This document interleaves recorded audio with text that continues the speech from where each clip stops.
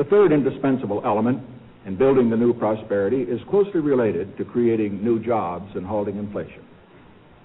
We must protect the position of the American dollar as a pillar of monetary stability around the world. In the past 7 years, there's been an average of one international monetary crisis every year. Now, who gains from these crises?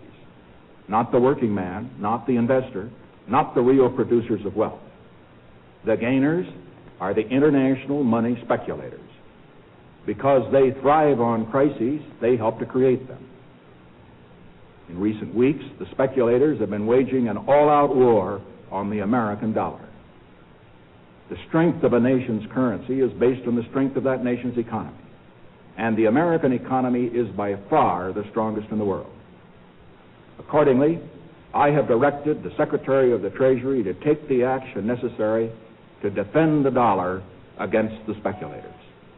I have directed Secretary Connally to suspend temporarily the convertibility of the dollar into gold or other reserve assets, except in amounts and conditions determined to be in the interest of monetary stability and in the best interest of the United States. Now, what does this action, which is very technical, what does it mean for you? Let me lay to rest the bugaboo of what is called devaluation. If you want to buy a foreign car or take a trip abroad, market conditions may cause your dollar to buy slightly less. But if you are among the overwhelming majority of Americans who buy American-made products in America, your dollar will be worth just as much tomorrow as it is today.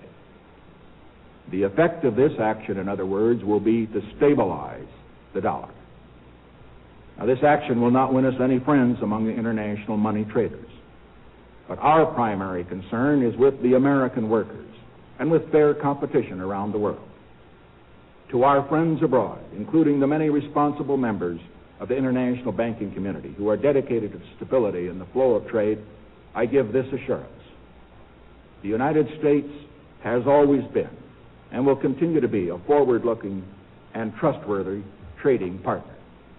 In full cooperation with the International Monetary Fund and those who trade with us, we will press for the necessary reforms to set up an urgently needed new international monetary system. Stability and equal treatment is in everybody's best interest. I am determined that the American dollar must never again be a hostage in the hands of international speculators. I'm taking one further step to protect the dollar, to improve our balance of payments, and to increase jobs for Americans. As a temporary measure, I am today imposing an additional tax of 10% on goods imported into the United States. This is a better solution for international trade than direct controls on the amount of imports. This import tax is a temporary action. It isn't directed against any other country. It's an action to make certain that American products will not be at a disadvantage because of unfair exchange rates. When the unfair treatment is ended, the import tax will end as well. As a result of these actions, the product of American labor will be more competitive, and the unfair edge that some of our foreign competition has will be removed. This is a major reason why our trade balance has eroded over the past 15 years. This is the Hagmann and Hagmann Report for today. It is a very special broadcast. It's August 15th, 2013. I'm Doug Hagmann. With me is Joe Hagmann. Together we are the Hagmann and Hagmann Report. Folks, that was Richard Milhous Nixon 42 years ago today. 42 years ago today, announcing the change in his domestic monetary policy. We are all Keynesians now. How's that working out for us? Ladies and gentlemen, I want to welcome you to our broadcast. You're listening to the only show where we present to you news in 3D. Of course, we add depth to the news, and we broadcast live. For the new listeners listening all across the world, we broadcast live each and every weeknight from 8 to 11 p.m. Eastern Time. you can tune us in at either the BTR station or on the Hagmann and HagmannReport.com. There you will find FM studio quality audio. That's the Hagmann and HagmannReport.com. I want to thank you for joining us. Thank you for your belief and trust in us. Joe and I really want to just tell you how much you're so appreciated. Joe, welcome, and I believe we have with us our special guest tonight, Steve Quayle and V, the guerrilla economist. Do we not? Yeah, glad to be here, and both gentlemen are on the line with us. And let's get this show going. I'm really looking forward to it. Welcome, gentlemen. Well, good evening, Doug, Joe, and listeners at large, and V is on the line. Excuse me. Okay. The line with us, I apologize. Asia shocks West by demanding their gold be sent home. The Germans are demanding their gold sent home. We're seeing a rally today in the gold and silver market, but what's unusual is the platinum and palladium are disproportionately going higher and higher because of the demand. Now, tonight, V is going to share with you, just from an analytical standpoint, never, Doug, have we had the fundamentals for World War III in such effect, to such a degree, that, quite candidly, we're hearing from all over the world that the tension factor is mounting, and with the fact that the United States foreign policy, probably close to 50 years that we've had with Egypt, is in effect no longer in force. Tonight, the biggest news that will affect the metals market and will affect all of us, whether we glow up or grow up, meaning in a nuclear exchange, is the fact that Russia has made available to the government, the military government of Egypt,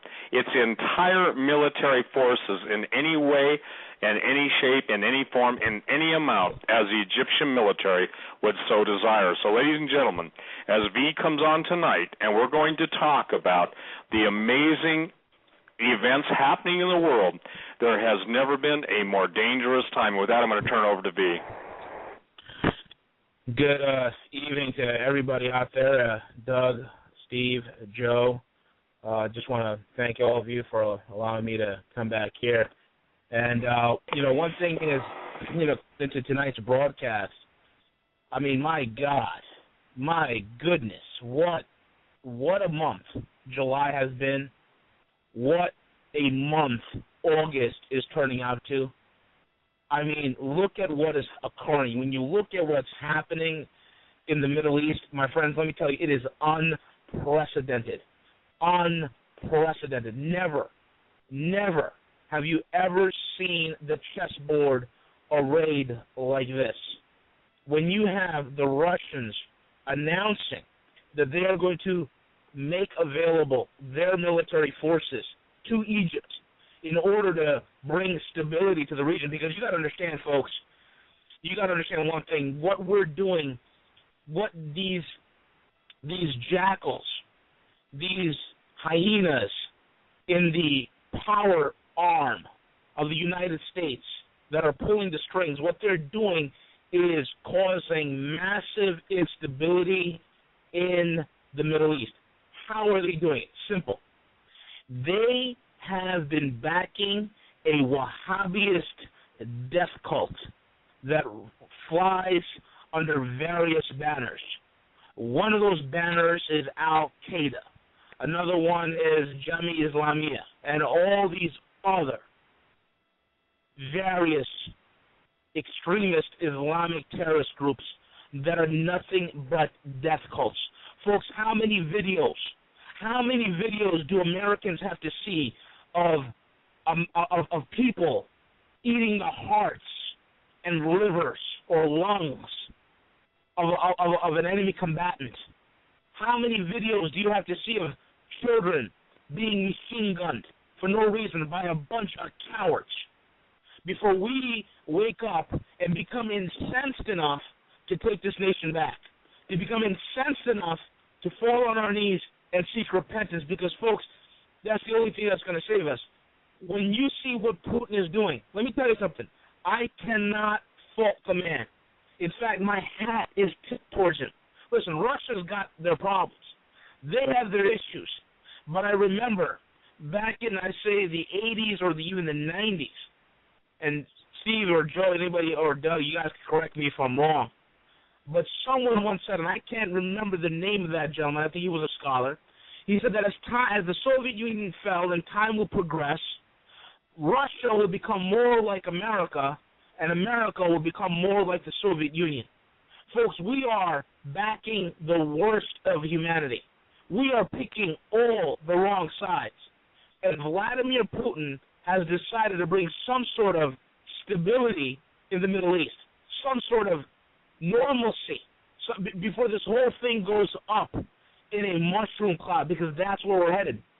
Now, one of the things that I put in my latest alert that I have on Steve Quayle's site is when you look past the hyperbole of nonsense, this oh, it's a cycle, oh, it's just the market, it's going to come back, oh, it's just the end of the bull market and the bond, it's the end of the bull run and the bond market.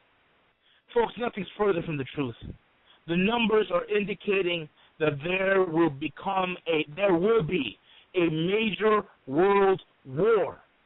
And I will tell you that war, as a United States Army colonel once told my wife, that there will be a war on this soil. It will be World War III. It will be fought on this soil. It will come home to roost. Folks, this is where we're heading. And you see the markets moving in that direction. You see what's happening in Japan. Japan went into 1 quadrillion yen in total debt now. 1 quadrillion. They are over 200% of their GDP. Their bond market, there's no trust in anything the Japanese say. They're lying about their economy. They're lying about their bonds. They're lying about their business. They're lying about the Fukushima. They're lying about the whole thing. Why? Because that's what socialists do. And you see the same thing here.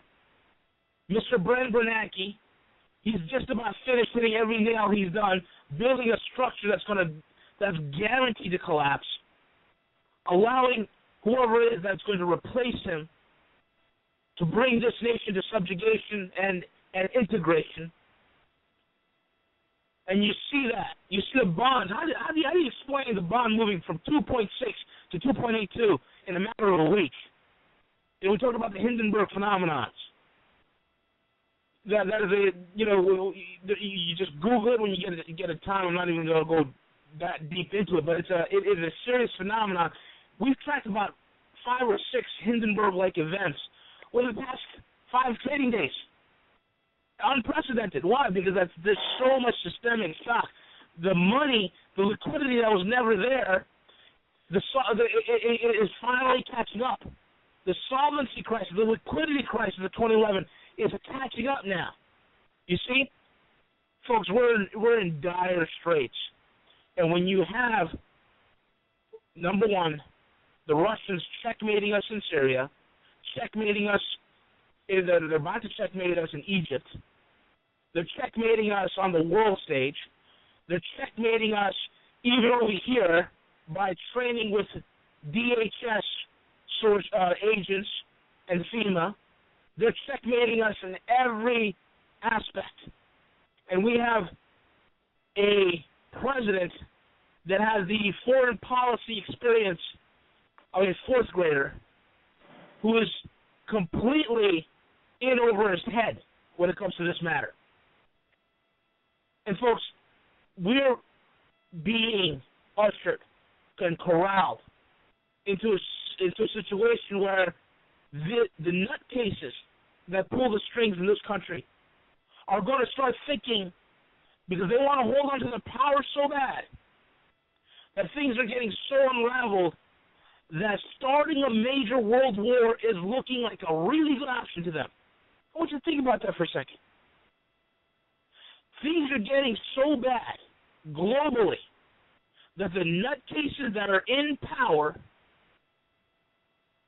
are starting to think that starting World War III is looking real good right about now. That's how severe things are. Folks, let me tell you this. Last month or so, me and Steve told you guys to get involved in platinum palladium. Every single one of our clients that have called us that needed platinum palladium, you guys are doing phenomenal. Look at the rally in gold. Everybody's going long, and I'm going to get into that later in the program. One of the things I want to talk about is the sell-offs that are occurring in China and Japan of U.S. bonds. We all know that there was a bubble in the bond market. We all know that. But we all walked around it. We all walked around it like walking on eggshells. Nobody wanted to talk about it, but now it's coming out. Now you're going to see the monster behind the curtains. We've seen the trifecta of all the latest economic indicators, CPI, the manufacturing, the everything, the data that is coming forward, pressuring the market to get down to some sort of fundamentals and reflect reality. And the reality is, folks, that we're broke. The reality is that this whole thing is coming apart. We see a physical gold. Just the demand, the surge. It's been moonshot, 53% in the second quarter. All the while, prices are falling. Total supplies are down everywhere. I've talked to people in Europe, people in Asia, South America. It's getting harder and harder to get the darn thing. It's getting harder to get the metals. And this is happening globally. Why? Because the supplies are becoming dry. It's being dried up. And we're seeing a massive rotation, folks. We're seeing people don't know where to fly to. People are so scared of the bond market, they're going from bonds to stocks. Think about this. In the course of a year, we've seen people jump from the euro and the yen and then jump into U.S. bonds. Now they're jumping from U.S. bonds back into U.S. stocks. They don't know where to go. Meanwhile, the only thing that can guarantee them security, they throw on the wayside, and that's precious metals. That's where we are today in the world, and that's just for openers.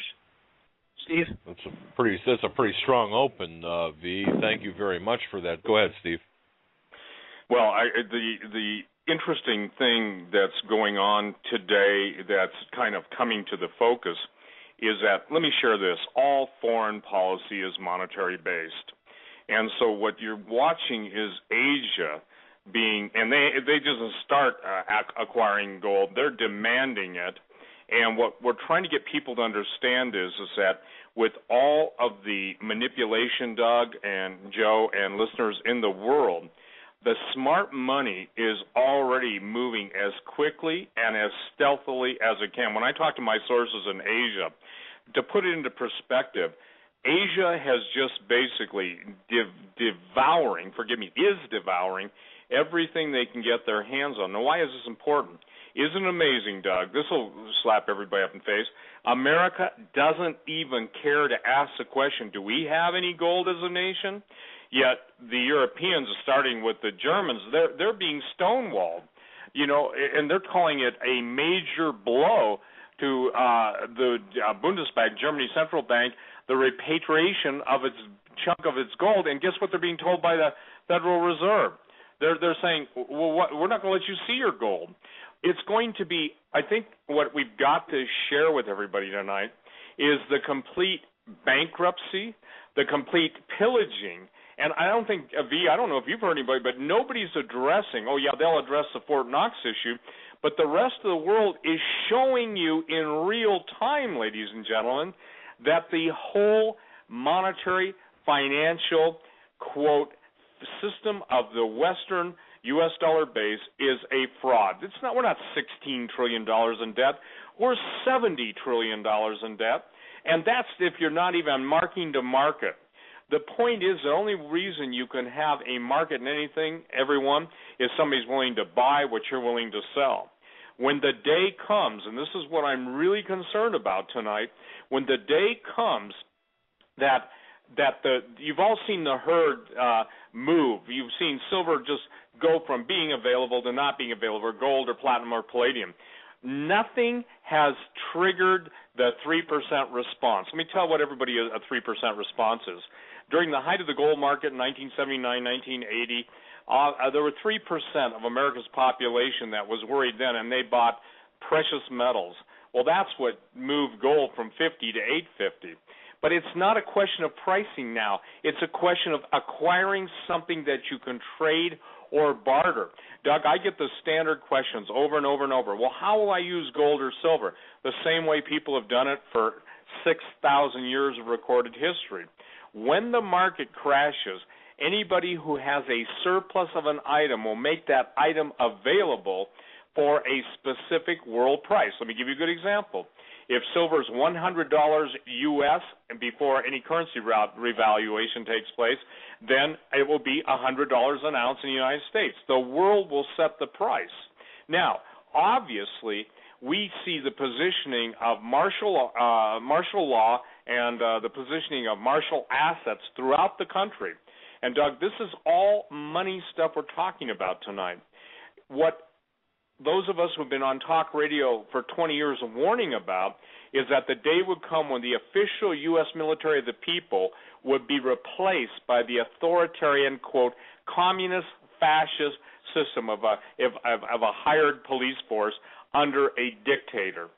You know, people laugh. They still don't get it on billions of rounds of ammo. They're starting to see it across the land now. Now it's undeniable. Armored troop carriers and all sorts of up-armored vehicles and Bradleys and every police agency from the littlest towns in Maine to the littlest towns in Montana. It doesn't matter. You pick the place. The militarization of the civilian police force is for the ultimate destruction of any protection for the people or by the people, and especially by the people who are sworn to protect and serve. So what's happening right under our eyes, but here's the thing, Doug, and this is something that you can feedback on. Imagine everyone. I want you to go to your cupboards or just put this thought in play. Tonight, things go really bad in the Middle East. You start to see it on the Internet, and those of you who are keen enough and aware enough and who are concerned enough are watching through the night. We start hearing of escalations throughout the Middle East. We start seeing selling off in Japan, not of what they just did in the last 24 to 36 hours, but really taking place. And for whatever reason, those who have orchestrated the entire course of events basically flip the lockdown switch, and you can't access your bank account. And you can't access your credit card or your debit card. And then you're told, well, this is just temporary. But, ladies and gentlemen, the same people are telling you it's only temporary are the quintessential expression of galactic class. I would say world class, Doug, but that doesn't even take in the expanse. But intergalactic class of liars and robber barons. In other words, they are not going to be satisfied. And as the pressure gets placed more and more upon the central banks, and as people start to see that the Federal Reserve bond market, V has tried to make the point so clearly for the months he's been on and sharing his knowledge with everybody through Hagmann and Hagmann. The point is that when the bond market collapses, it's over. Mortgages. So when I hear people say, well, what will that mean to my mortgage rate 5 years down the line or whatever, they do not understand, and this is the frustration I personally experience, in the fact the kill switch is already being pressed. It just hasn't filtered through yet because Main Street is dead. There is no longer the productivity this country could sustain and build a true capital base. All of our financial assets are pledged to international bankers. What you think you own, what you believe you own, and what the country supposedly owns, it's all sold off. Trust me. There are so many secret asset classes and secret pledges and agreements that anything from national parks to national monuments to the most expensive real estate in this country is already pledged as collateral. So now we've got the complete destabilization of the Western banking system, which has been U.S. dollar denominated, hanging on a thread. And for the record, I believe Hawk addressed us tonight, Doug. It was August 15th when Mazzini and Albert Pike's letter, the letter that was written saying that this is how World War III would start, in pitting the Christians against the Jews and against the Muslims, and after all that, everybody's killed everybody off, then the pure doctrine of Lucifer can come forward. Well, listen, these guys want to jump the gun. They're ready to go. They don't care what you know. And what we're talking about tonight is this. I don't know how to put it in non-pirate terms, But Kingston, Jamaica is on fire. The pirates have just pummeled the place. Anything that could be taken, and they're coming for the wenches, and I'm not speaking disparagingly of the women. I'm using it as a metaphor for being raped, pillaged, and plundered. It's gone on in slow motion. At some point, the trigger will be pressed in either the bond market or there will be a discontinuous event by way of a cyber attack or a nuclear attack, and everything changes. So, ladies and gentlemen, going back, go look at your closet or your storage pantry in the basement or whatever, and understand this. If you go there and honestly say, okay, I've spent $200 or whatever, and whatever you can afford, do it now. Rice and beans are still available, but imagine that day one comes. They've been prepping us for, quote, everything from solar kill shots. It doesn't matter. The day will come. What people are trying to figure out is which event triggers it. And what I'm telling you tonight and what V's telling you tonight, you're watching the triggered event. The trigger has been pulled.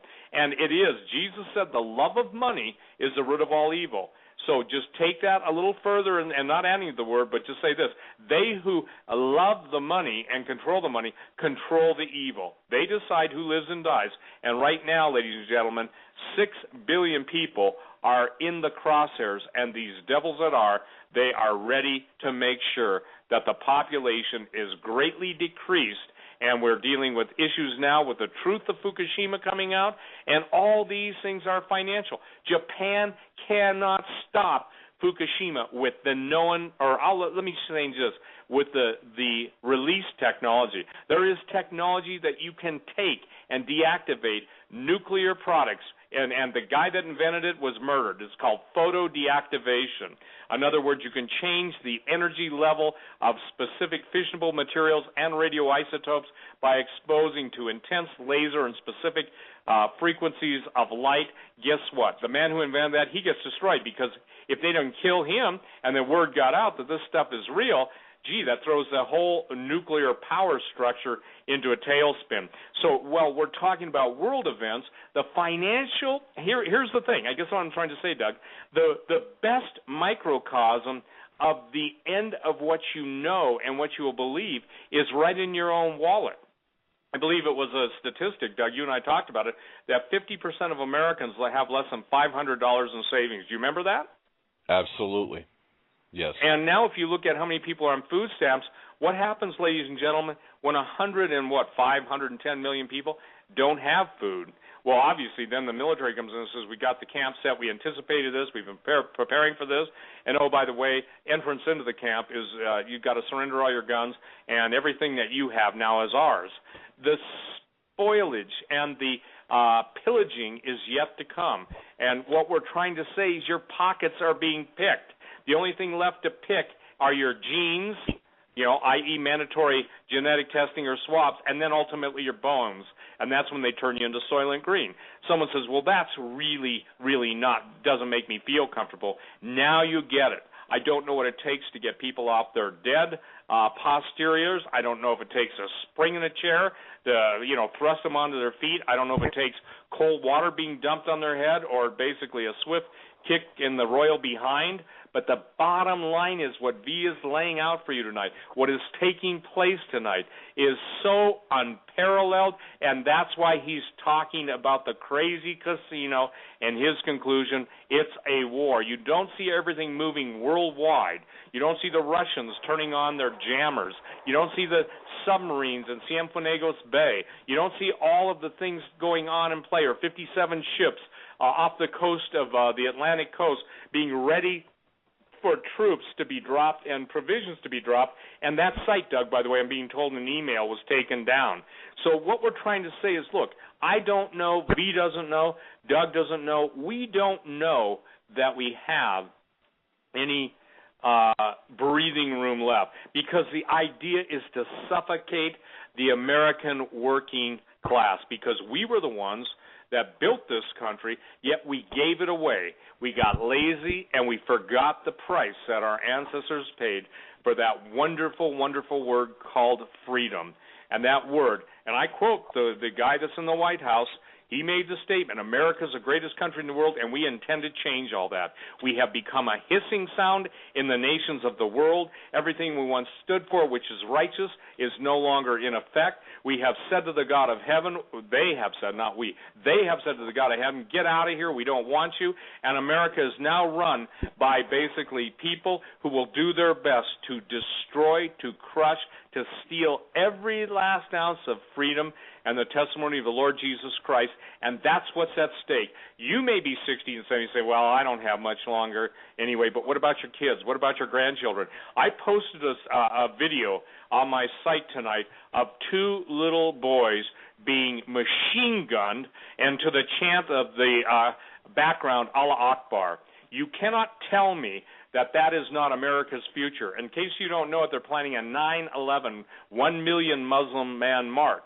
Ladies and gentlemen, they've told you what they're going to do. They've done it, and I would encourage everyone to go and Google or do a search for Albert Pike, World War III, because you can argue about who wrote it to whom, but you can't argue about what the date of the writing, when it was written, and what's going on right now. It's going by the book.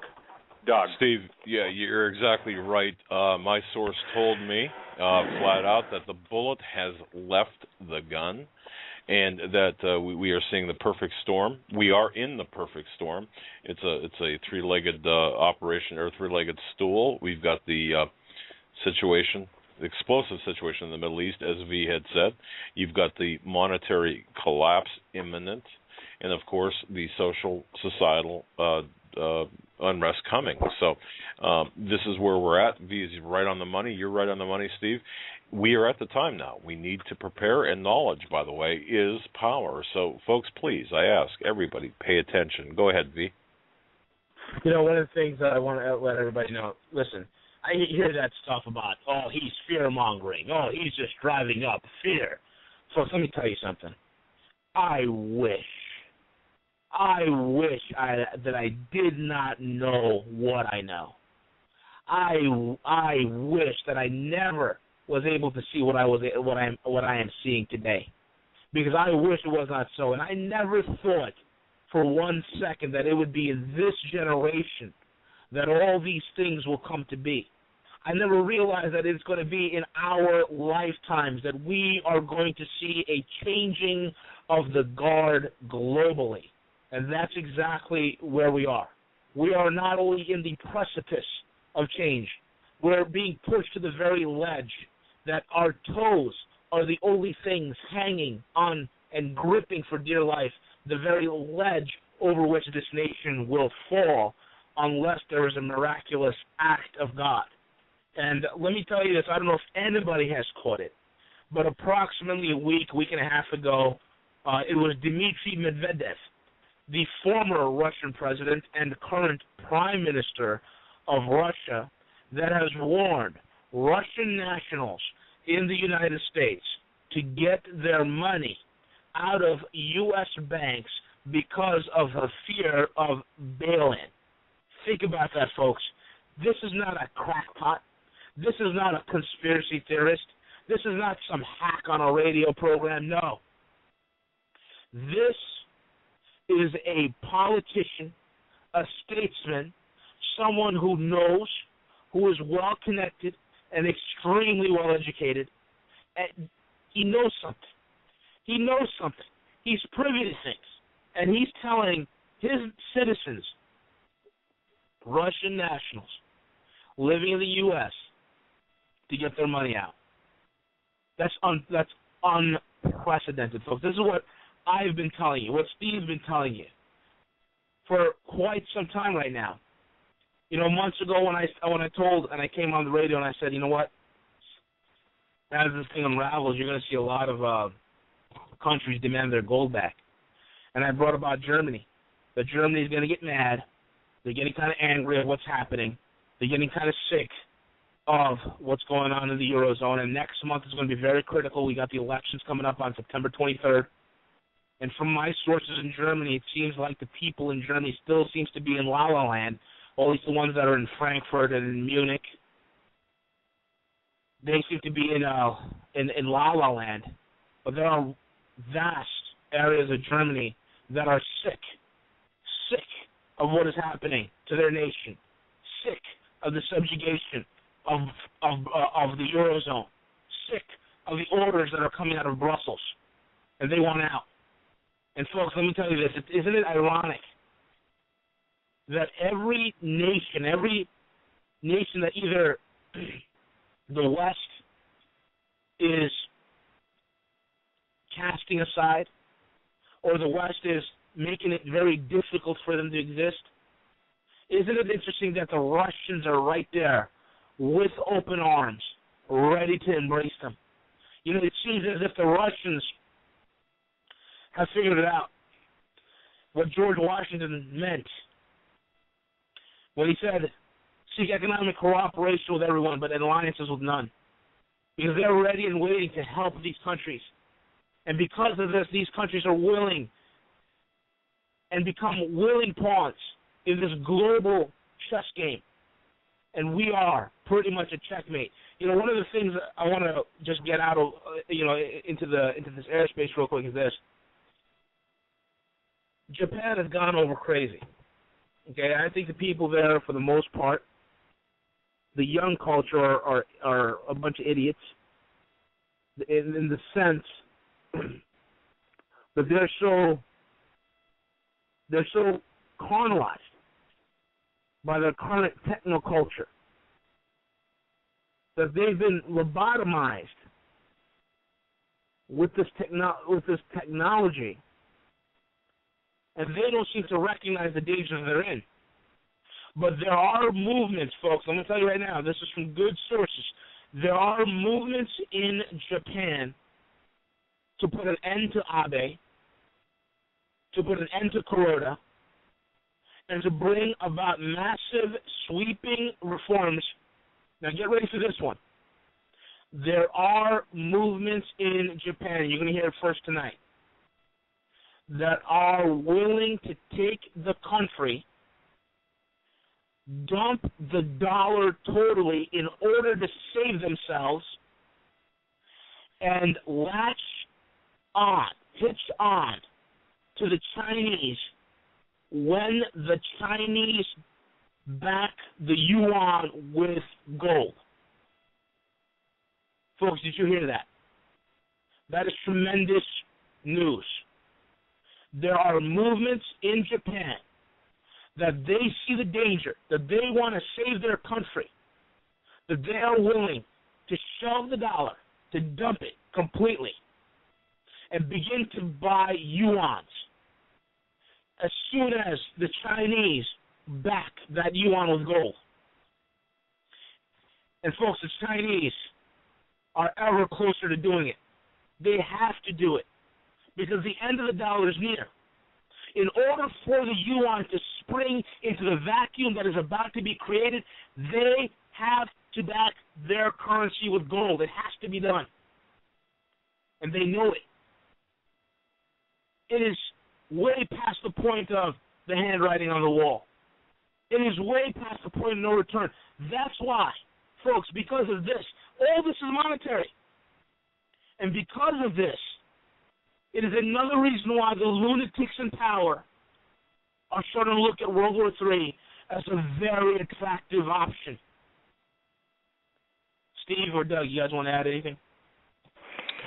Go ahead, Steve. Well, I think it's important to put everybody into perspective on this too. It was the insider Obama plans to kill the U.S. dollar. Remember when we all started talking about this? Now again, I want everyone to understand this. This is not, how do I say this?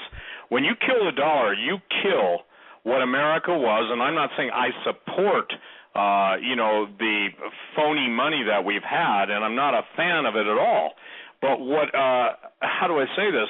We are seeing the fulfillment, and that statement was back in 2011, I believe it is. We're just going to kill the dollar, quote unquote. And then listen to this. Remember this, ladies and gentlemen. The guy in the White House made the statement, we are now in a state of preemptive war against the entire world. Hello? You know, I was thinking, Doug, when I heard about the ships that were sitting off, 57 ships off the coast. And it's interesting, the minute, I guess, or not with the minute, I don't mean to be, taking liberties with time, but within an hour of putting that story up, I'm understanding. Now, I do not know this for a fact, but let's just say this. It was up, it was linked to, and now you can't even link to it, okay? There was a site where you could see the ships waiting off the coast. But all the guys that I know, James, God bless you, in Idaho that sent me, the Navy guys that sent me saying, this is unusual. They all had, independent of each other, the same feeling in their guts, if I might speak for them as a whole. The Navy guys are all obviously retired. They said it's like they're waiting for the go signal to invade. Now, ladies and gentlemen, we're not trying to basically cry fire. We're telling you this. The West Coast fires, the Midwest, some fires, but the whole foundation of this country, everyone is calling our bluff. And when everyone teams up on the world's bully, that bully can't stand. You have a military that is so disenfranchised. It doesn't matter what branch of the armed service. They can worship Lucifer in the Air Force. They can deny that you can speak about Jesus. They can continue to court-martial brave men and women who stand up for the Lord Jesus Christ. But the point is that they don't get it. They're fiddling while their country is ready to be gone under. Now, I don't know, Doug, the day or the hour, and I'm not talking about when Jesus comes. I'm talking about the day and the hour that, let's call it the event, the why event, the one that everyone wants to know. That would be called the yes day. The yes day is when everything we've warned, everything we've tried to get in motion, the why event takes place. But when it does, everything changes. And I'm telling you this, I hope by tonight, V and I can clarify for everyone, look, we don't know the date. We can only tell you this, that in one day, 50 years of foreign policy in Egypt between the United States and Egypt is gone. In one day. In one day. So let's just take what I would call an acceleration equation. If you just take that and add it to the different events that have been in place for 50 years, if it only takes one day for those events to take place, we're talking about you could have a really bad week. Those of you that are sitting on high six-figure, seven-figure, and some of you are sitting on even close to eight-figure amounts in banks and all of the different instruments, there's not a day goes by that one of these clients or one of my clients doesn't call and report to us that they cannot get their money out of brokerage firms. They get stonewalled. They get belittled. They get ridiculed. They basically, one dear sister of mine, God bless you, Kim, they wanted to tell her she was crazy because they knew better than she did what she was going to do with her own money. Well, the point is that we have so many people that are paralyzed with fear. Yet they don't understand, Doug, economies of the world, as nations of the world have risen and they've fallen. There are always people who manage to basically have something to trade or barter. That's what the world is going to, and the rest of Asia. Asia has proven the analogy that gold from the west is weak hands, moving into the strong arms of the east and the far east, and now you've got the bankers caught with their hands in everybody else's pants, and well, I won't go with that thought, but let me just say this. The physical rape as well as the financial rape of the West is absolutely complete. And so what we're saying to people now who have an ear to hear, your time to move is now. Now, I get all these calls, and people say, well, what do you do about those of us, or some guys say, well, what do you do with us poor people? What I'm doing about that is trying by the grace of God to get people who are praying, Lord, how can I bless people? How can I make a difference in people's lives? I'm praying that God is going to touch the hearts, and I'm no Pollyanna, and I know what even a task this is for God to get his people to understand that they don't take their money with them when they go to meet him. And so while we can, I pray that God, and I have people that are listening to the show that are the most generous, and I mean this, some of the most generous people that I've ever seen that rise to an occasion, that say, we want to help Brother Marcus, we want to help John Kyle, we want to help what about the vets or the single mothers? If you haven't watched the destruction of the veterans by withholding money, benefits, health care, prescriptions, you're not seeing what's happening in front of you. Ladies and gentlemen, this is full-scale euthanasia on a massive, massive undertaking. And I posted today, Doug, alerts from people who are annoying people and talking to them in the regular military and the National Guard. And the general consensus is that the younger people just want to go out and kick in doors. Their favorite statement is resistance is futile, and if you do, you're dead meat. Well, I got news for you. You can have the boldness of youth, but sometimes the wisdom of the Cold War warriors and that, they're going to be surprised. It's not going to be a cakewalk.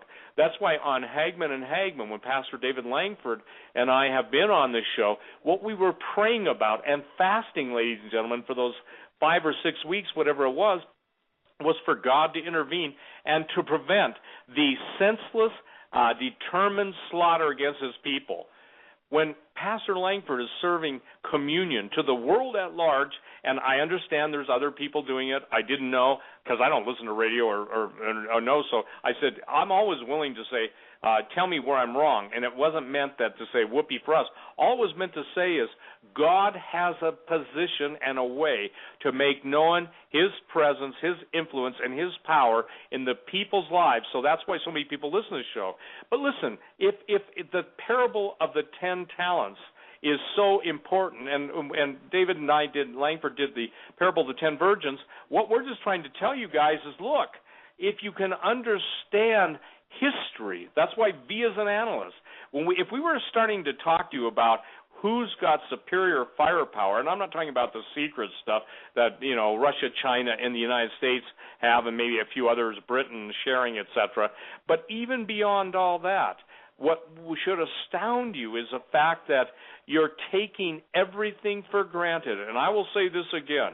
Those of you that are taking the attitude, well, God will protect me, and you've done nothing. You have assumed, you have presumed, and you are, if you're lazy, if you're too bloody lazy to quit harassing your wife, or you're too bloody greedy to interrupt your sports game on Sunday, or whatever, to start to plan, then ladies who are being hassled by your husbands, I pray that God shakes your husbands to the very core of their beings and they repent. And I pray the same thing for the women that are so vain they could care less about the preparations that their husbands are trying to make out of love. I pray for such and I mean this, I'm not saying this slang in any slang way. I'm praying for such a coming to Jesus revelation because, again, Doug, 99% of this country that professes Christianity is in total denial of the power, the person, and the presence of the Holy Spirit, and they absolutely don't really believe that Jesus is who the Bible says he is. See, you can't separate it. Who do you think invented the gold and the silver that were just measures? God. Who do you think invented the unjust measures of paper money? Man. It's funny. We get all the crap and all the flack all the time, but it basically boils down to this. Who will you believe? By the way, Albert Pike and that whole letter was written on August 15, 1871. That was 142 years ago. So in 142 years ago today, the plan that you're now seeing playing out on the front page of Drudge is in full effect, and you ain't seen nothing yet. V. Isn't it interesting, Steve and V, by the way, that 100 years after that letter came Richard Nixon on air to take us off of the gold standard completely, and, of course, made the famous statement, now we are all Keynesians, and, of course, here we are. So, V, go ahead. I didn't mean to interrupt. Hey, no problem. I mean, this all, one of the things we have to realize is folks, we're a captured operation, okay? The last time I was on, I went into some detail about the bankruptcy that occurred into this country where we no longer were a constitutional republic. In fact, they started to change, if you remember, they began to change the vernacular. They began to change the axiom, where now it's people ask, hey, what kind of government you have? Oh, we're a democracy. Democracy, democracy, democracy, democracy. That is synonymous with communism, okay?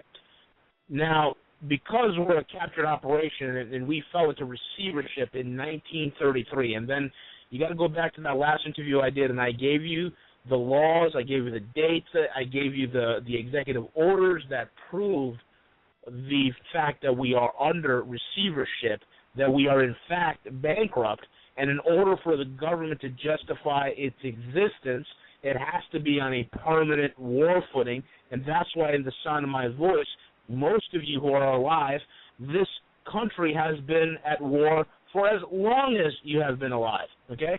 So that's where we are. So back then in 1933, they didn't, slap the shackles on you guys and throw you into the camps back then, because back then they knew that you were too strong, that you would resist, that you would put up a fight.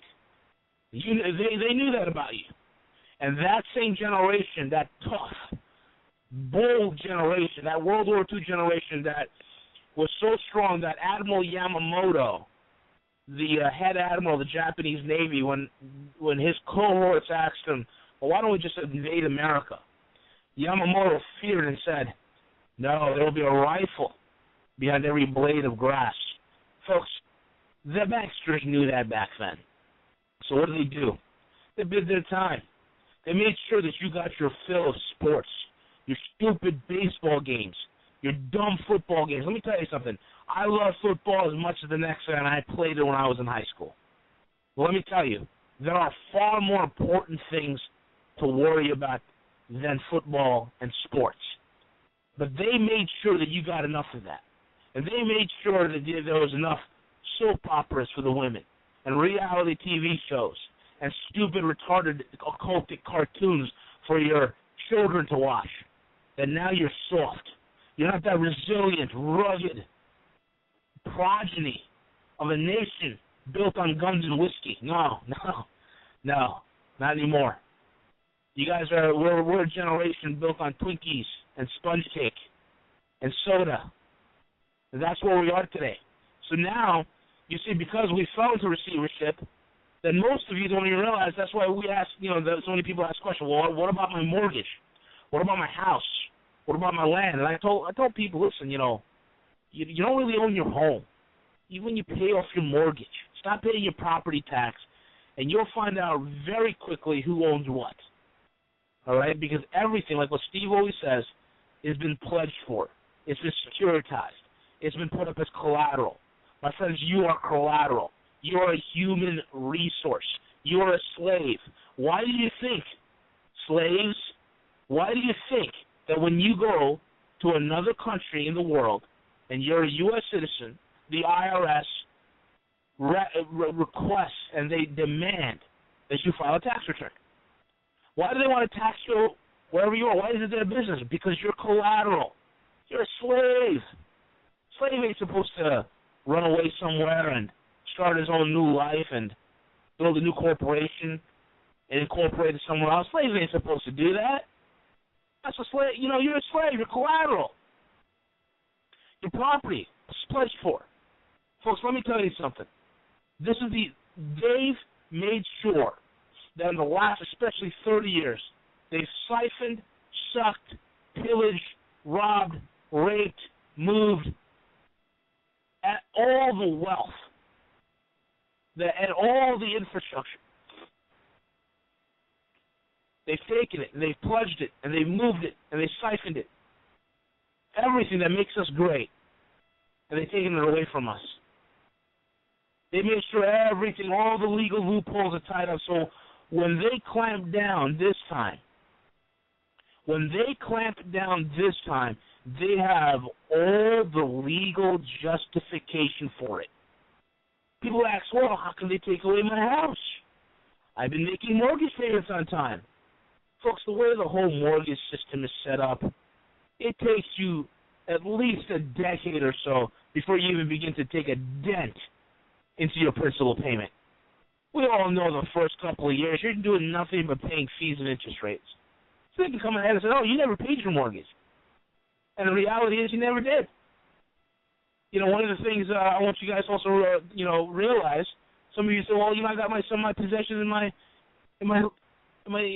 bank. How can I take that? Well, you're a slave. You're collateral. You don't own anything. So now, folks, because we've been ushered into the stage where we are right now, they're coming to collect. They're coming to collect. A few years ago, when people were spotting Chinese subs off the coast of L.A. and that missile being fired. And then a couple of years ago, when people started spotting Russian troops all over the place. And today we hear news, 57 ships off the coast of New Jersey just hanging out.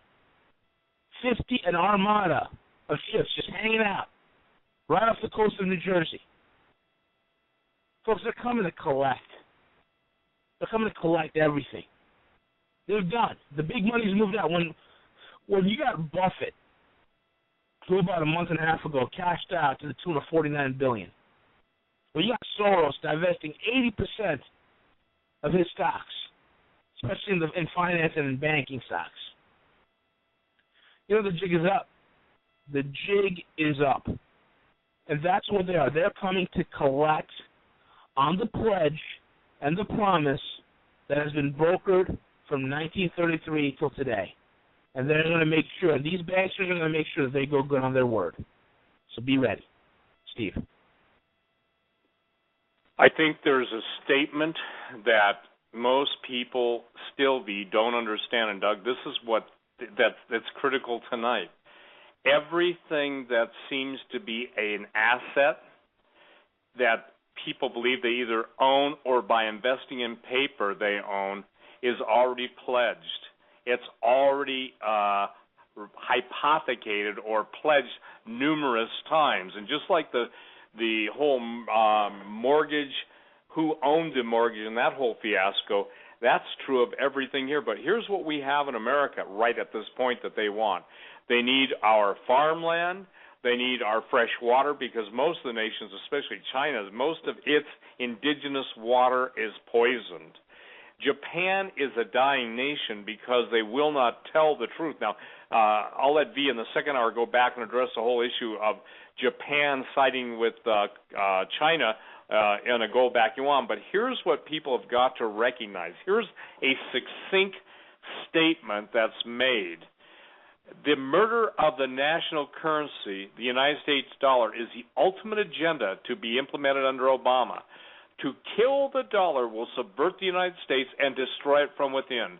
By its very nation, to kill our national currency is an act of high treason by those engaged in this activity. It used to be when the United States stood for something, the dollar was recognized as the if you will, the symbolism and an accepted form of trade or barter, backed up by what everyone knew was the most amazing country in the world. Now, basically, ladies and gentlemen, I would call them sewerbacks. In the old days they call them greenbacks or Fed notes or whatever. But now I'd call them sewerbucks, not sewerbacks. I'm sorry, let me be a little clearer. Because the stench of the money, and we used to mock the Russian ruble, saying it's only good for toilet paper, ha, ha, ha, ha, ha. Well, I got news for you. It's a bad day in bedrock when people are saying, I think we'll be going back to corn husks for toilet paper because there will be no toilet paper. So what I'm sharing with you is this. Sin produces a smell. Sin is decay. Sin equals death. And the life that is in Jesus, when he says he's come that we might have life and have it more abundantly, you don't see Christians out whacking little kids, machine gunning them, and everybody in the background singing or shouting, Allah is great. You don't see Christians rape, pillaging, plunder, but ladies and gentlemen, what you do see is Coptic Christians being slaughtered, Coptic churches being burned, Catholic churches being slaughtered, priests being slaughtered, men, women, and children being slaughtered, and you've got a nation that's paying to do it. God, in the name of Jesus, let your judgment and fury arise in this land, and let it be known that there is righteousness in the living God, but your justice, Lord, if your people that are in this land will not stand for the justice that Almighty God betrothed on us and entrusts us with, then, ladies and gentlemen, we're going to have judgment, and judgment's in the land. It's too late. Doug, do we need to take a break? Yeah, we do, Steve. Yeah, we're going to take a break. Go ahead, we'll take a break right now. That first hour went fast. There was a lot of information in there. And we have two coming up with Steve Quayle and Guerrilla Economist V. I'm going to play this quick clip that Steve mentioned in reference to gold being gone or Germany being baffled. The Fed is barring access for Germany to look at the bullion. And then we're going to go to our regular commercial break. You're listening to the Hagmann on this special Thursday edition, August 15, 2013, with Steve and Guerrilla Economist V. We'll be right back after these short messages. Now, the world is losing trust in the dollar as a safe haven. A major blow came after Germany's Bundesbank demanded the repatriation of a big chunk of its gold being held in the US because, as Artis Gianni reports, some are concerned the assets of foreign nations in the Federal Reserve are not secure or even there. Behind these walls is one of the most secretive organizations in the world, the U.S. Federal Reserve. Whoever tries to audit them hits a wall. This place is impenetrable for audit. For years, the U.S. Federal Reserve has been the place where many countries have stored a big chunk of their nation's wealth. As the countries weathered different waves of economic crisis, economic instability, the Federal Reserve seems to them like a more or less secure place to keep their funds. But are the funds really secure? Or are they even there? There has been speculation for a long time that the Fed doesn't actually have much gold, that it has either sold it off, lent it out, or used it as collateral for borrowing. Either way, there are many claims that the gold that is being stored on behalf of many nations doesn't actually exist. Germany has recently decided to bring home all its gold, but the Federal Reserve said that it's not possible, that it would need until 2020 to be able to accomplish such a transfer. Germany then asked to visit the Fed vaults to make sure that the gold is actually there, but the Fed first refused to permit Germany to examine its own gold. Then the Germans apparently insisted, and the Fed did open only one of 9 rooms, but they were not permitted to either enter or touch the gold. The German government has stored about half of its gold supply with the U.S. Federal Reserve, so they're understandably nervous. This makes not only Germans nervous, of course. U.S. financial institutions have a history of selling things that don't exist. One example, last year Goldman Sachs were proven to have been selling gold certificates to the public, saying that they were backed by real gold in their vaults. But the story leaked out that they, in fact, held no gold at all and were doing so-called fractional reserve gold banking on the basis that few people would want to claim their gold at any one time. And looking further back in history, during World War II, the Fed came to many countries in Asia, Latin America, and Africa and told them their gold holdings might not be safe because of the war and that they should permit the Fed to take all of it to the U.S. for safekeeping. Many countries have done that, receiving Fed gold certificates in exchange. But when they later tried to cash in those certificates and reclaim their gold, they were told the certificates were fake, that they contained spelling and other mistakes, so on and so forth. And the Fed still has all that gold. The power of the U.S. Federal Reserve has grown dramatically, especially since the 1970s, when the U.S. cut the link between dollar and gold. That allowed the U.S. dollar to be bought and sold freely on the market, and with the U.S. dollar being the main reserve currency, the U.S. has basically been able to tax the whole world. It can just devalue other countries' holdings by printing more money. Now we see many countries trying to maneuver away from the U.S. dollar as the main reserve currency, and we see many central banks increasing their own gold reserves. And it seems after all these years, the world decided they put too much power in this one building. Well, the Germans were infuriated when the US Federal Reserve didn't even let them examine their own assets properly. Peter Boehringer, the founder and chairman of the German Precious Metal Association, says that's a bad sign. We have pressured Bundesbank a lot. We have sent a lot of questions there, and other parties have as well. We have to know why they are not doing a proper audit, why they're not pressuring their partner central banks, especially the Fed, to do a proper audit. Why, if that's not possible for whatever reason, why they're not repatriating that gold. So there's a lot of reasons and questions unanswered. The U.S.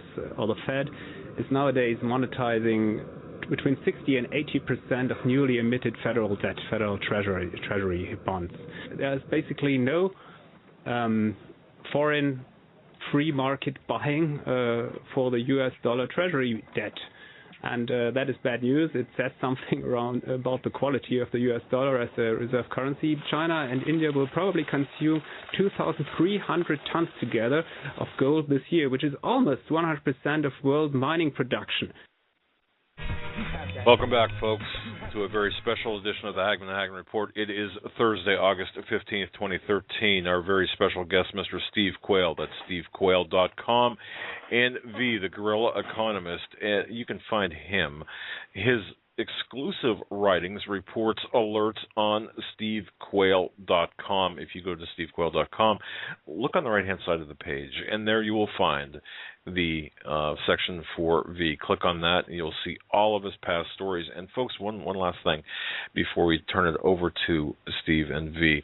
If you go to HomelandSecurityUS.com, if you click on tonight's story, the article, the promotion for tonight's program, you will find a link to all of the broadcast with Steve Quayle and V, the guerrilla economist. And I want to thank both Joe and I want to thank V and Steve for their time and their expertise in their knowledge, providing knowledge as to all of our listeners.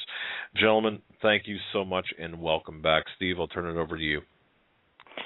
Well, Doug, just in order for people to understand something, I want to give a quote. It's one that you can look up, and one of the international bankers said, "We make more in one day of war than an entire year of peace."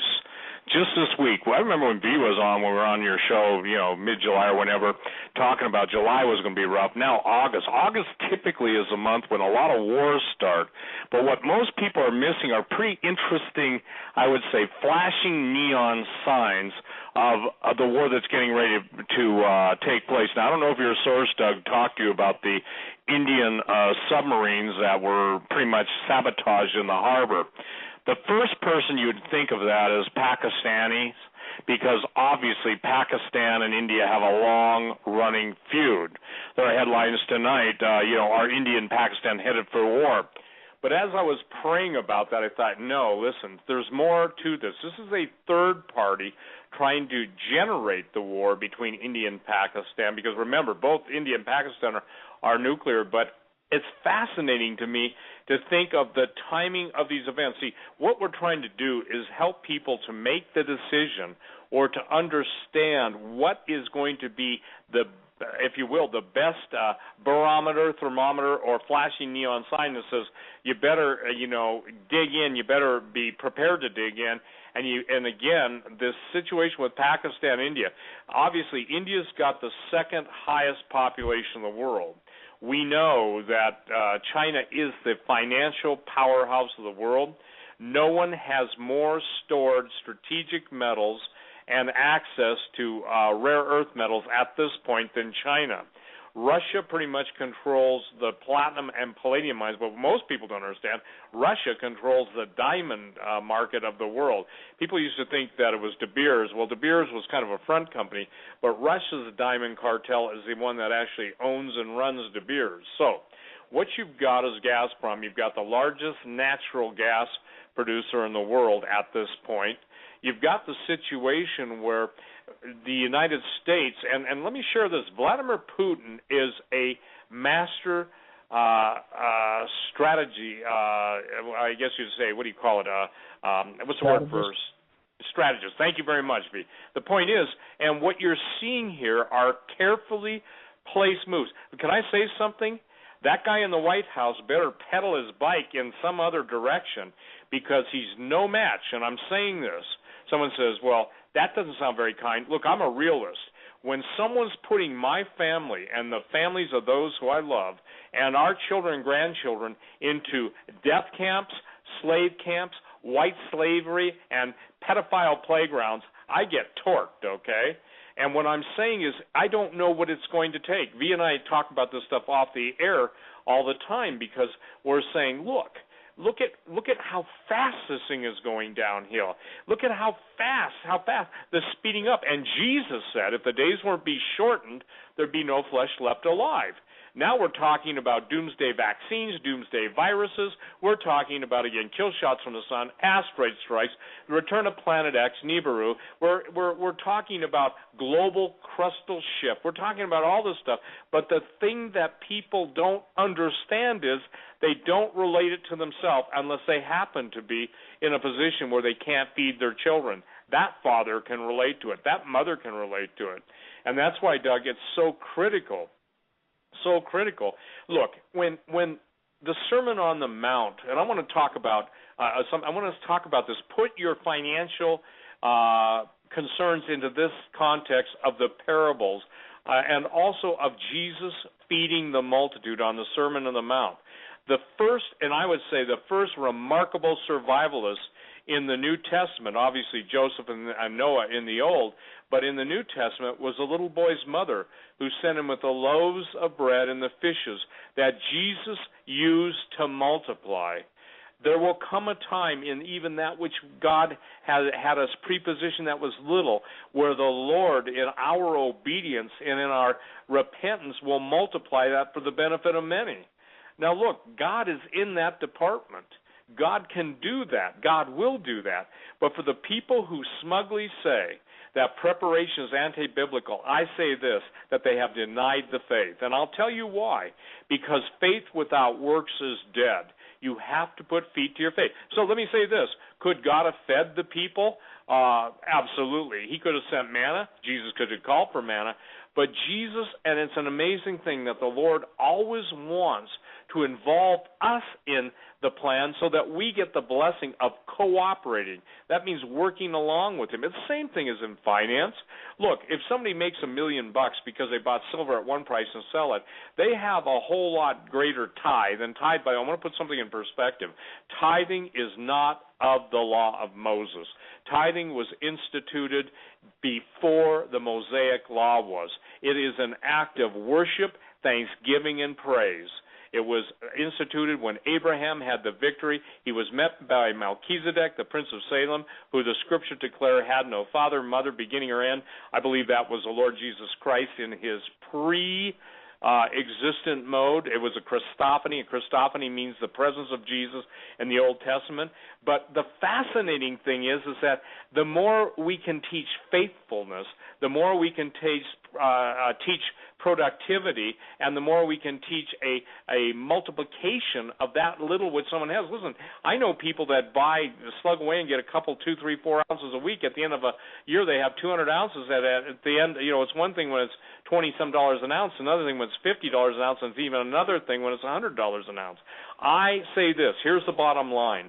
God wants to bless what you have. So many people are saying, well, I'll give you, Lord, and I have a story to tell them. Now it's too late. I have personally broken fellowship with a man and a woman who said, I'll give to you, God, when you bless me. And when they were blessed to the tune of $1 million, a piece of real estate sold, and they would give nothing back, and nothing was selling in Bozeman. After 20 years, I said, this friendship is over. Someone said, well, that's unkind. No, it wasn't. Because when you see the faithfulness, and this is what people don't understand, Doug, that we are trying to help those who can. Because the people that don't have anything, you know what? I pray for you guys more than I pray for the people that have something, because I'm praying that by wisdom and by God's influence in my life and V's life, that we will be such a blessing to others that they will see that God has blessed them and in turn be generous. And by the way, those of you who are helping Bruce and funding Bruce and blessing Bruce York, who has he's coming out of his, when I say this, he's still in a coma, but he's showing great response and everything. God bless each and every one of you.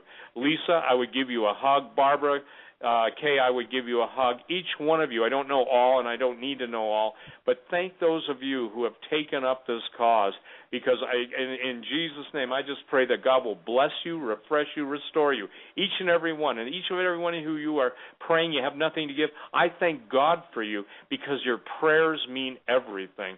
So, ladies and gentlemen, I'm telling you tonight, we're talking about the financial, but we're talking about the big picture. The big picture is you're only comfortable because everything we've warned about hasn't kicked into play. And can I say this?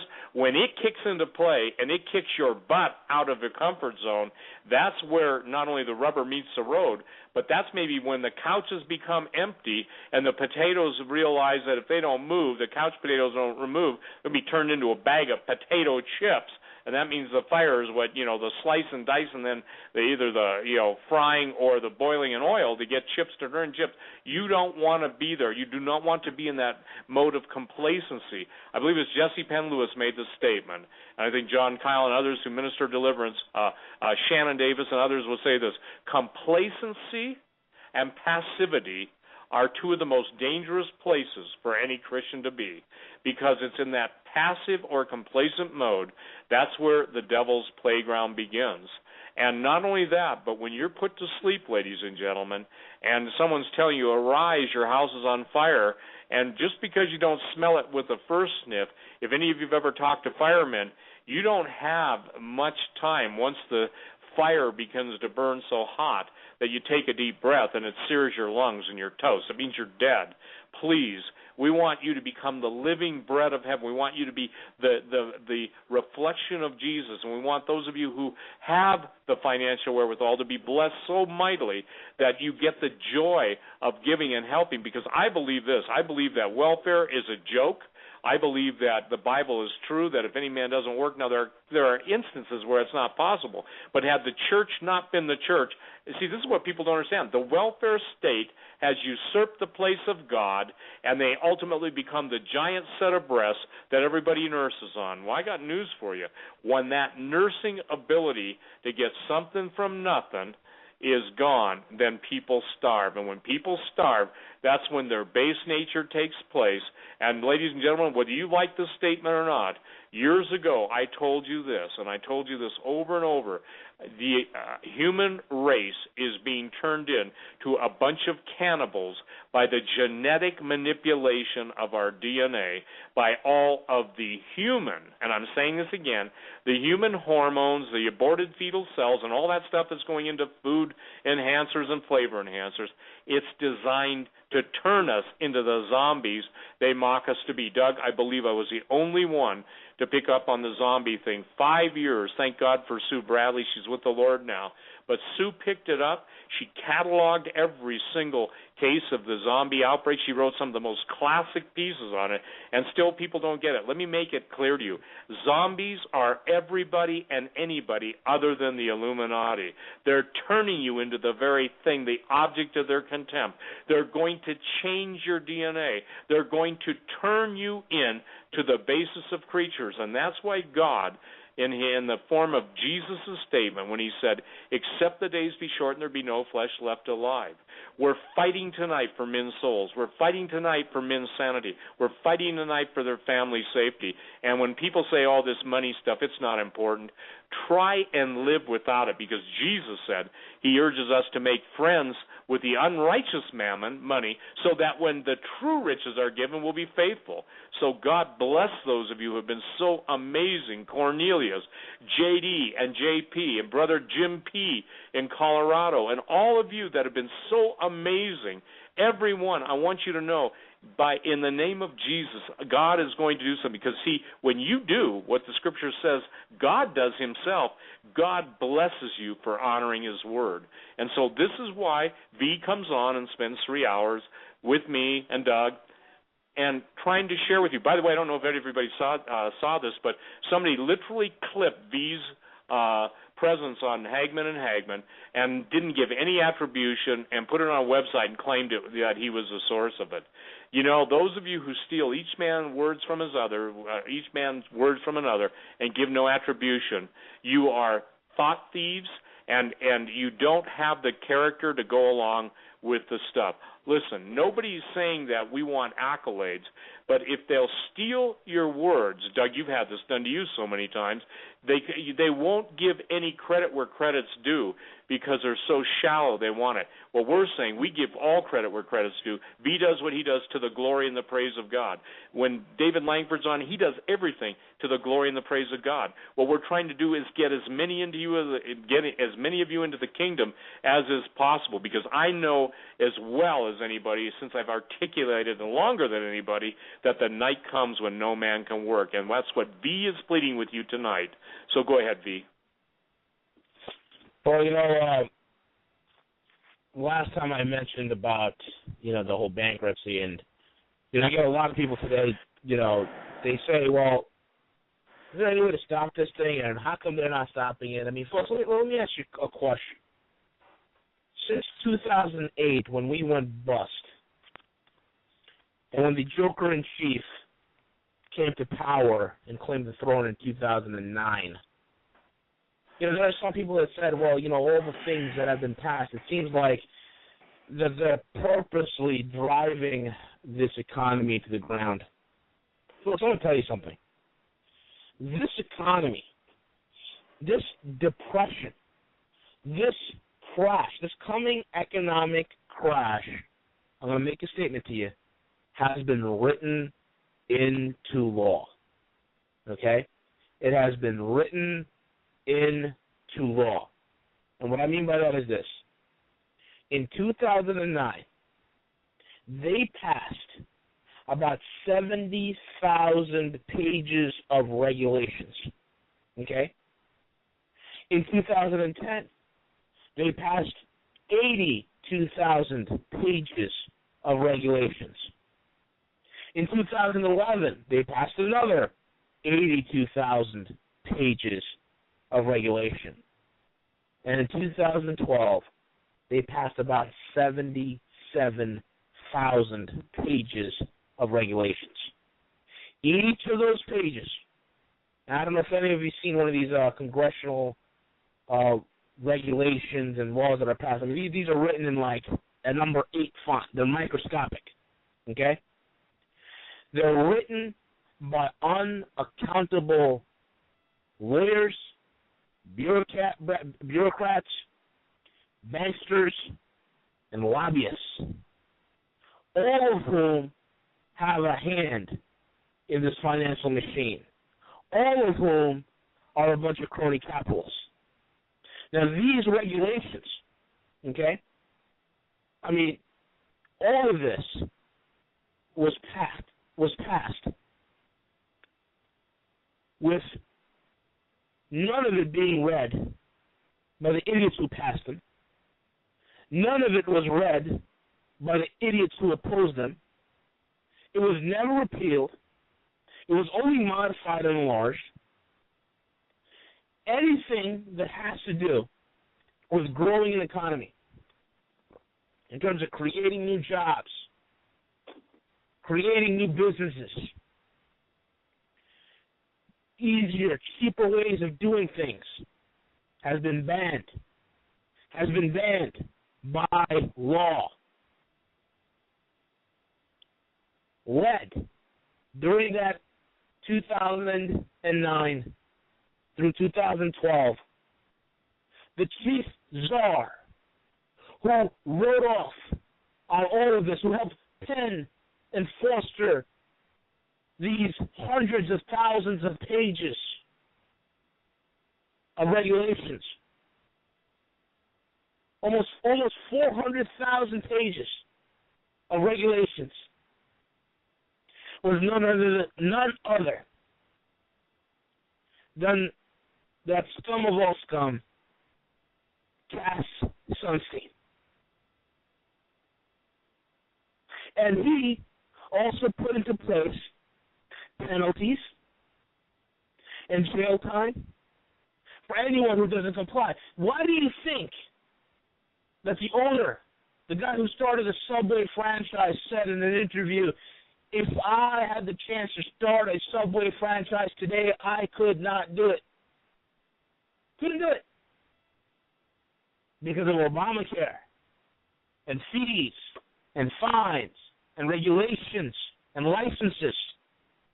These are crony capitalists. This is what they do. These are punks. And I said one time, these are the punks that were on the schoolyard getting sand kicked in their faces, and now these guys are running the country. These are guys who, in the realm of free ideas and free markets, could never compete. So what do? These crony capitalists win by way of regulation, not by skill, not by will, not by hard work, but by regulation. They regulate their competition out. Folks, one of my favorite books, and I have this as recommended reading in my house, and I don't care if some of you agree with me or not. My child, when she's old enough to read, she's going to read 2 books. First, the Bible. The second book, my all-time favorite book, right after the Bible, is Atlas Shrugged. Yeah, I know it was written by Ayn Rand and she's an atheist, but look, the material is very important, folks. You know, she said something that was so profound. So profound. I mean, heck, she said so many things. And if you read Atlas Shrugged, that's our country today. We have a nation that's not run by producers. You have a nation that don't look at people who really create things, who really produce things. But what's celebrated are the looters, those who break things down. You know, I remember Anne Rice, she said this, and she said, and this is what she said, she said, when you see that in order to produce, you need to obtain permission from men who produce nothing. When you see that money is flowing to those who deal not in goods, but in favors. When you see that men get rich more easily by graft than by work, and your laws no longer protect you against them, but protect them against you, you may know that your society is doomed. Tell me that's not a powerful quote. Tell me that that's not a powerful quote.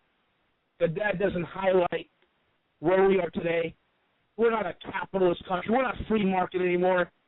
When you got these cronies who outlaw their competition through regulation, which destroy any businesses that try to compete against them, and their success doesn't become a success that's bred by hard work and determination and creativity. No, their success is based on who has access to the printing press first. Because if they can do that, they can control the political process. And the last thing they need to control, once they get the printing press and the political process, is the regulatory, is to capture the regulatory process. That's the steps. Now, you tell me since 2008, those are the 3 steps. Did we not all witness this? Did we not witness this with this administration, with these czars, with Bernanke and the chairmans and the Fed boards, and the too big to fails and the too big to jails who've done nothing but create bubbles that are too big to ignore? Now, you got to understand, folks, you got to understand in a blink of an eye,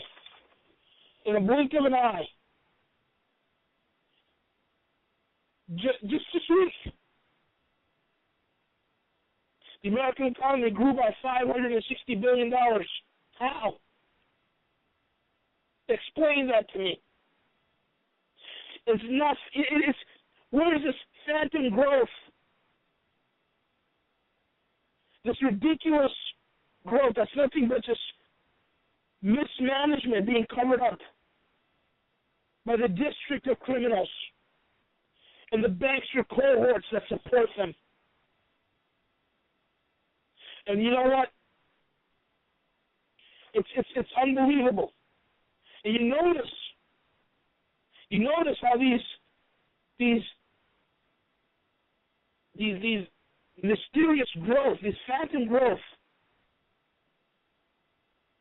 and all these unfunded pension obligations are not called paid wages. See, when socialists don't get the economy to grow, folks, they rely on doublespeak. They rely on mind games, twisting of the words. They look at and create new phrases, jobless recovery. I mean, this is something straight out of Orwell. And the revisions every month get bigger and bigger. And the reality is, there's no new jobs. There's no new money. There's no new pensions. There's nothing fueling the growth. It's just a massive cover-up, a fiscal disaster emitted from the balance sheets, trumpeted by the media, corralled and created by crony capitalists. And special interests and banksters. And with a stroke of a pen,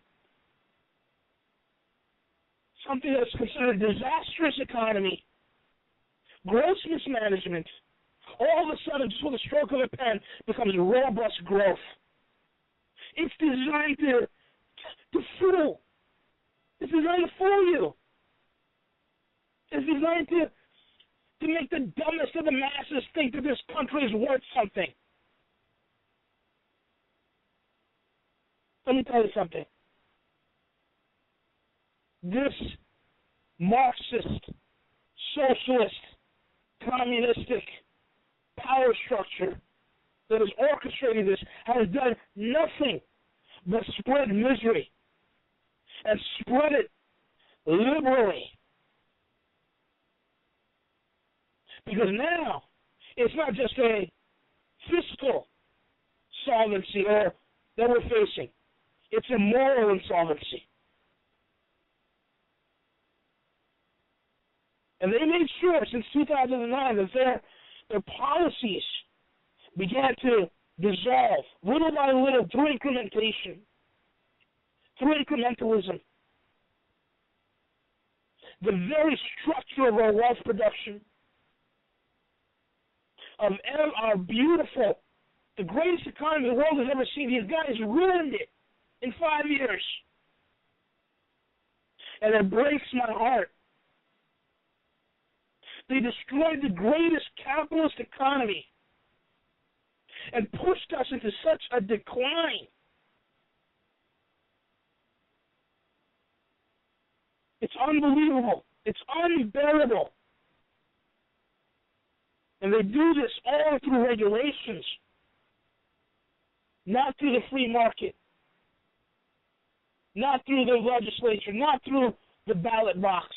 All of our regulation by nameless bureaucrats, nameless lobbyists, nameless banksters who work behind the scenes, giving you the reality that you got choice, telling you that everything's okay. Folks, it's unbelievable. It's unbelievable. And all you see today is the decline of living standards in this nation. Inflation, we're talking about inflation is the grim reaper, folks.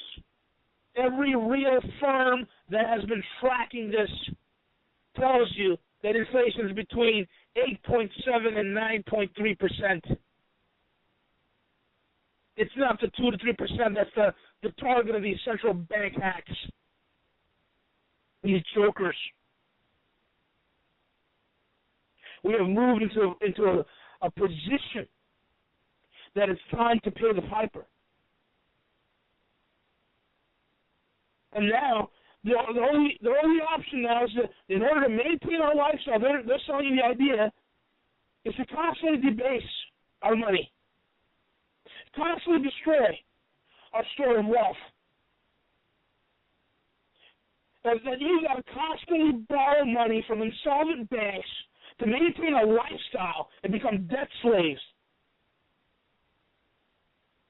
Debt slaves to the very banksters who are preying on you, crony capitalists, socialists, all bent on destroying your wealth, your future, and redistributing it to God knows where. It's a recipe of death. Death to the finest economy the world has ever seen. And I'm heartbroken by this. And I'm outraged by this. That my future generations will not get to enjoy the fruits of this great country. And I go out to dinner. I go out to the shopping malls. And all men talk about a stupid football games. And I can't wait for the NFL season to start. I can't wait for the Giants and the Cowboys. What is wrong with you people? It is heartbreaking. In 5 years, the greatest economy in the world ruined. Ruined. Steve or Joe or Doug, any of you guys want to add on to something? I'm absolutely livid. V, I just want to say one thing, and maybe even direct this question to you too. As much as the criminalism and these banksters that are on Wall Street and inside Washington are changing things through, fiat law, what's worse, them doing that or the people accepting it as something good? The worst thing in the world is the people accepting it. Because the people think they'll be okay. It won't be me. I won't be affected. My job I won't get laid off. I won't get the pink slip. It's always somebody else but me. And that mentality, folks, is the thing that keeps us neutered. Neutered as a society from responding to attack.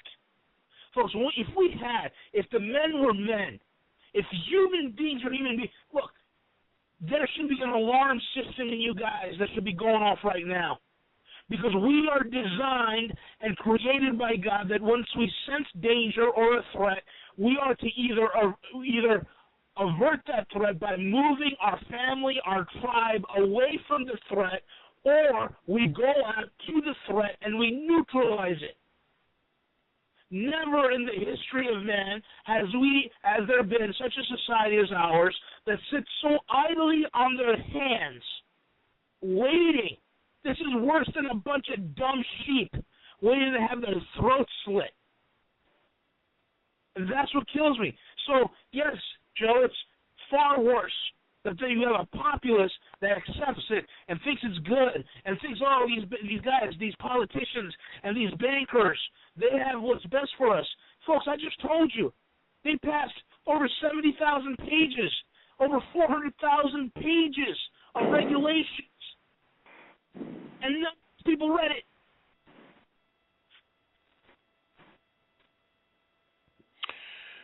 V, let me ask. Let me just share with you and Steve and Joe. I had a conversation with a source, Steve, who said that what's taking place here, or what is anticipated, is how this could play out, and this is the water cooler discussion, is a potential repeat of the October 1987 stock market blip, the market blip in 87. I'm not even sure that's the right word for it, but then that followed by a more severe critical crash in perhaps October, late September, late October. Really, the dates don't matter. It's the event. It's the timeline, not the months, but the events. Steve, I'm going to throw this over to you. This is what I've been hearing. Again, the water cooler talk, 87, October 87 type event to usher in a more severe crash, much like 29, in conjunction, of course, with the war footing and certainly an escalation in the Middle East. What's your thoughts on that? I think it's going to be concurrent, Doug. I don't think it's going to be, and I got to say this, water cooler talk is speculation based on what's known and what can be perceived and analyzed.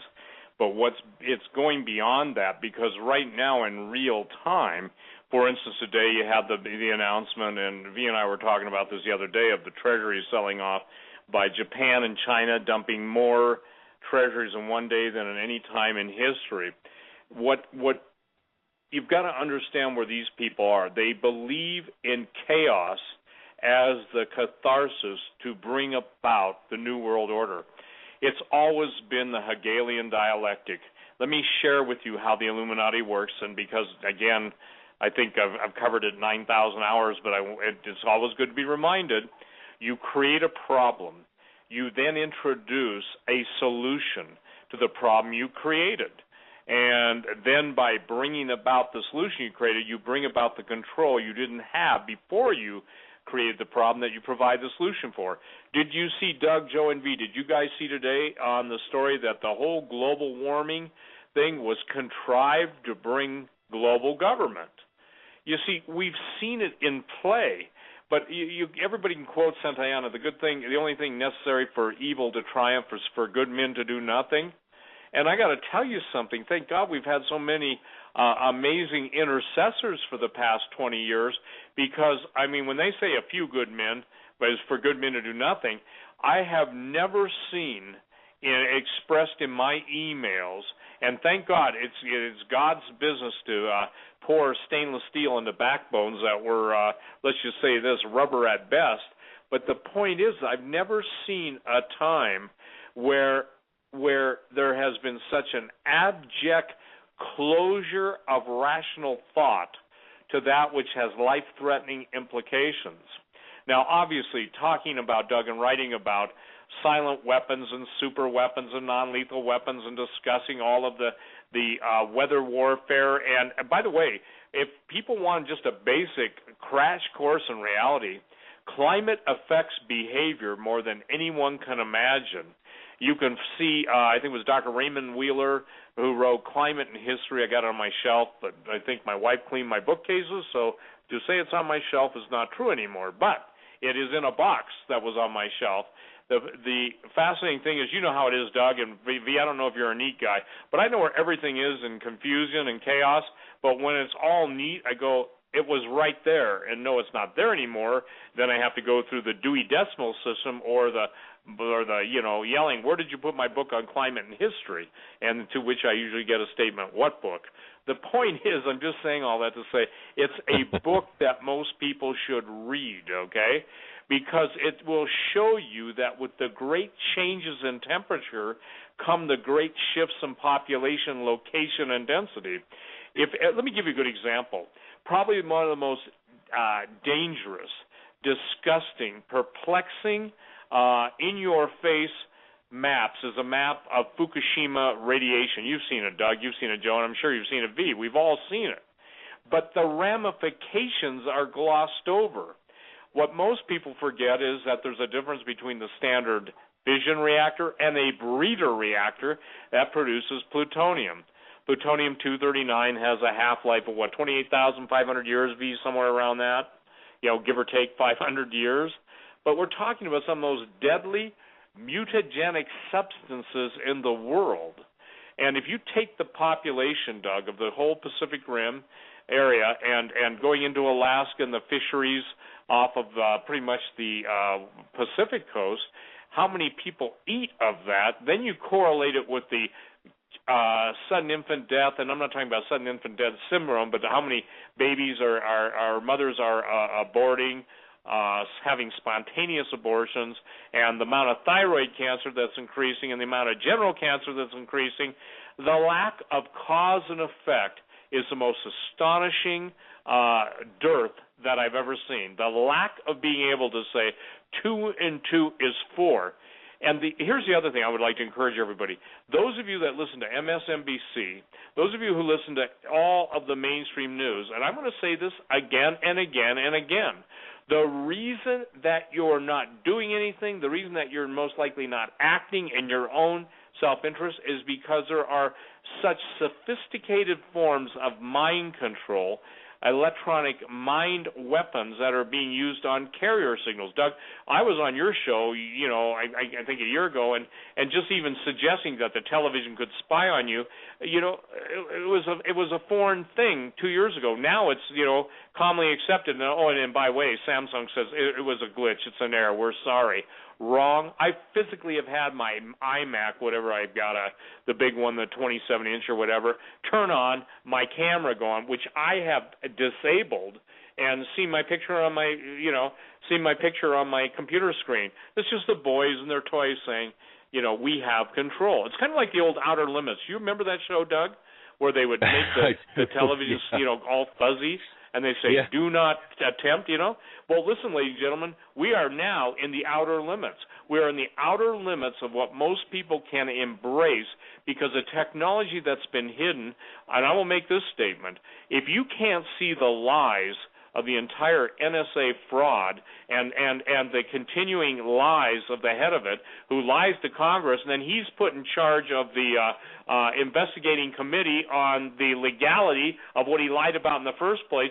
I think I put this up on my website, Doug. It's like the vampire, or it's like the fox who has blood all over his mouth and chicken feathers all over his face, being put in charge of the hen house and saying, I really care for those chickens.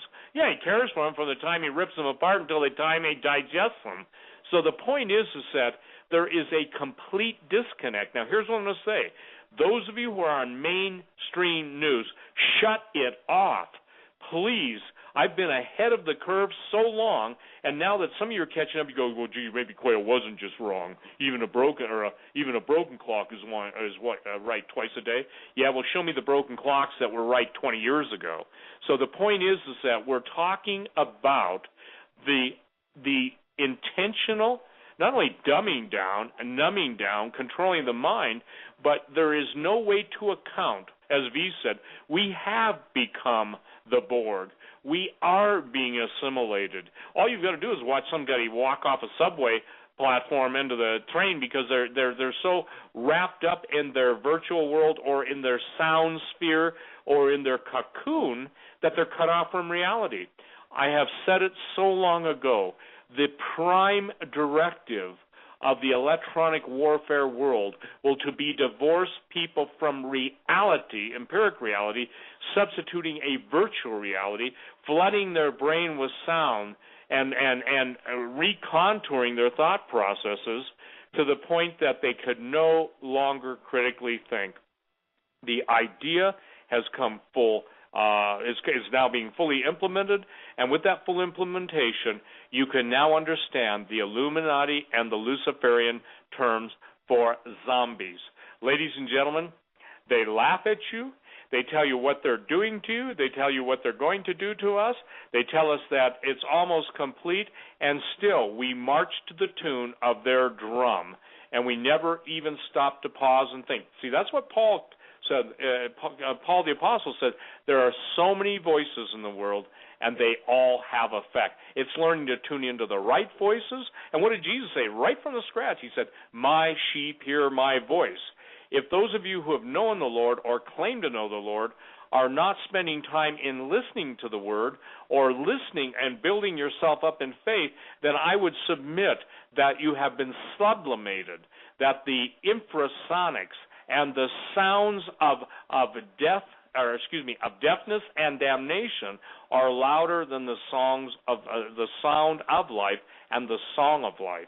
You see, it's like not only are we being drowned in our own brain waves, but those brain waves are being reconfigured so that we can no longer critically think. And like the lemmings, we just run headlong off the cliff going, well, gee, everybody can't be wrong. And that's what V just said. By the way, my wife, V, that's her favorite book, Atlas Shrugged. And you cannot deny that Ayn Rand knew exactly how this thing would play out, because she hung with the people that were planning it. It's like marrying a scriptwriter, and he's writing the entire script to your life and to your marriage and to your relationship, and as he writes it, it takes place, and you're still scratching your head going, gee, I wonder how he knew it, if it was a husband, or how she knew it if it was a wife. It's because it's already written out. You are reacting exactly as you are programmed to react. You are failing to act exactly as you are, because you have no concern anymore, because there is no long-term view. Because people no longer, outside the elderly, and at 62, I guess I'm approaching AARP time, and I refuse to go there quietly in the night. But the point is that we're at a point now, we're at that contact point where the you-know-what hits the fan, the rubber meets the road, you've dumped the clutch, your tires are burning, and you smell something. You go, gee, why are we going down the road so fast now? It's because the clutch has been dumped, and we're headed to oblivion. Those are all metaphors for saying, ladies and gentlemen, this thing is speeding up, and in one day, I want to hit this and hit this again, in one day, more bonds are sold than in the history of the United States, our national history. In one day, America's foreign policy is destroyed, and when the Scripture, God's holy word, the Bible says, in that day, the Lord, what I'm telling you is this can be the day for people to make contact with the living God who loves you. And V and I, here's what we're trying to do. We know the countdown is in play. V, give out your information, because I'm telling you, both of us know, we talked about this last week, we know that the time is narrowing. For those of you that want to financially consult with V, then he'll give out his information. If you want to talk to me about metals, just put metals in the reference line, because look, Doug, I call everybody I know in the metals business at least once a week. And when I say not everybody, but let's say 9 out of 10, because some are on vacation, I can't get them at that point. The consensus is, oh, brother, the panic will be on. And when you're shipping gold by the pallets, it's one thing. But when you're shipping it, and when people start to buy, these same Indians, the Chinese, the Dubai, they have the Dubai gold jewelry things that they're 90 days behind. They don't have the gold to meet the demand. When it goes into the gold coin market, those of you at some point who already hold gold and are considering buying gold will be able to name your price. And what you're going to be doing is exchanging that gold for maybe a new location, maybe a boat, something to flee, something to stay, or a mountain retreat, whatever God tells you to do. But as God gives you the increase, then remember those who aren't as blessed and help as many people as you can, because I have seen the judgment seat of Jesus Christ with my own literal eyes. And I can tell you this, everything that we do will give account for, but our faithfulness in the blessings and the giftings that God's given us, God's word says he loves a generous giver. So, again, to answer the critics, will you never talk about poor people? The poor people I'm praying to get not that way, because I'm praying that the generous people will sow into their lives, and they'll be so touched by God that with that which anyone sows in their life, I'm talking literal blessing, financial blessing, or food or whatever, that they'll be able to get a jump start in the prep movement. We're down to the last time period where the availability anywhere close to these prices will be available. We saw it go exactly where Pastor Langford said it would go months before it even went there. We saw silver hit $20. We actually saw it hit $18.52, but that was a bleep down one day. V was talking about it. I even didn't believe him at first when silver's up in the 34. He said it's going down, Steve. Okay, because again, the thing is that I understand the fundamentals, but in order to apply the fundamentals, the technical side will kick in. In other words, I didn't realize the amount of money that would be spent by the Fed to knock the market down. Well, V did. So, ladies and gentlemen, when he tells you he's available, at the Gorilla, V, go ahead and give out your email. Sure, it's gorillaeconomist@gmail.com. That's GUERRILA, Gorilla Economist, all one word, @gmail.com. And, ladies and gentlemen, you have a short, when I say this, the time is shortening. And Doug, I want to say this again. I want to make this clear. I apologize for my website. I was intentionally hacked. I was intentionally given a false email address, and thank you again, my brother, and that I share the birthday with in Colorado, for drawing that to my attention. When I called HostGator, the guy shook his head. He said, "Boy, you sound like you're torqued." I'll use that word. I use another word. And he said, "I'd be too." He said, "I can't believe anybody in our organization would do that to you." I said, "Somebody in your organization was ordered to do that to me." So when you guys see that you can't get on my website or thing, and thank you, Beata and others, Romy, bless you, Manette, and all of you, Diana, those of you who pray, Tracy, those of you who are intercessors and said, "I pray for you," it was the most unusual series of events I've ever seen. Doug, we even called. I had my webmaster. I called everybody. And by the way, I put up an ad to Nitro host. I have never dealt with someone that is faster, and most of these guys don't know what's going on. Simon just basically said, "Here's what's going on, Steve," and he's the one that said, "Look, you got to correct this." So if any of you are having the same problems I have, and Doug, you might want to contact him too, because I'm telling you, man, he has, without going into detail, he's taught me more about the internet, and you know way more about the internet than I do, but he made it so I could understand where the attacks were coming from, who was doing it, and why. Okay, if they attack me like that, and it's not just because I'm a computer nerd, I'm not a nerd, forgive me, a computer illiterate, it's because they can do it and get away with it. So, ladies and gentlemen, please understand that my ability to connect with you and V's ability to connect with you, we're running out of time. So I can tell you point blank, I will never say I can sell something if I can't get it. I won't hold you up unless it's held up. Sometimes the companies that ship out of Brinks is a secure shipping facility, they get so backed up, they go from, let's say, 100 orders a day to 2,000 in a day. That backs them up. That's out of my control. So if you want to get a hold of me and on metals and you're serious, Steve777 at stevequayle.com. Put your return phone number and the best time to call you in your time zone. I'm in Mountain, and I'll call you back. And look, my thing is this. I made this statement. No one else, Doug, and I'm putting this on the record for the record, August 15th, 2013. No one else said that the day would come, and I said it 20 years ago, when the spot price and the physical price would diverge. They can call it backwardation in their terms, to such a degree that the spot price becomes irrelevant. The spot price, when you get guys bidding overseas $100, $200, $300 over spot for gold, and overseas they're bidding $30 over the official spot price for silver, because they who have money want to get rid of all the dollars they're holding, so they just go in the 70-30 rule. If it costs them 30% more to pay and get gold and silver for someone who will take paper, they'll do it. They'll go to 50-50. They'll do anything to convert their paper money into gold and silver. And ladies and gentlemen, from the people I know, from the people V knows, the people that we both know with money are doing that, and we're telling you that if you don't do it, you're going to wake up and you're going to think that nest egg you had, it's just been eaten by the fox in the henhouse, and all you'll have is an eggshell left. Steve, I want to thank you, and V, I want to thank you too. Folks, we're up against the top of the hour. I just want to say this before we take this break. Invariably, Steve and V, I'm going to get we're going to get emails saying, "Oh my goodness, you're profiteering on the economy." What people personally having experience and not knowing half as much as what you've already forgotten between the two of you.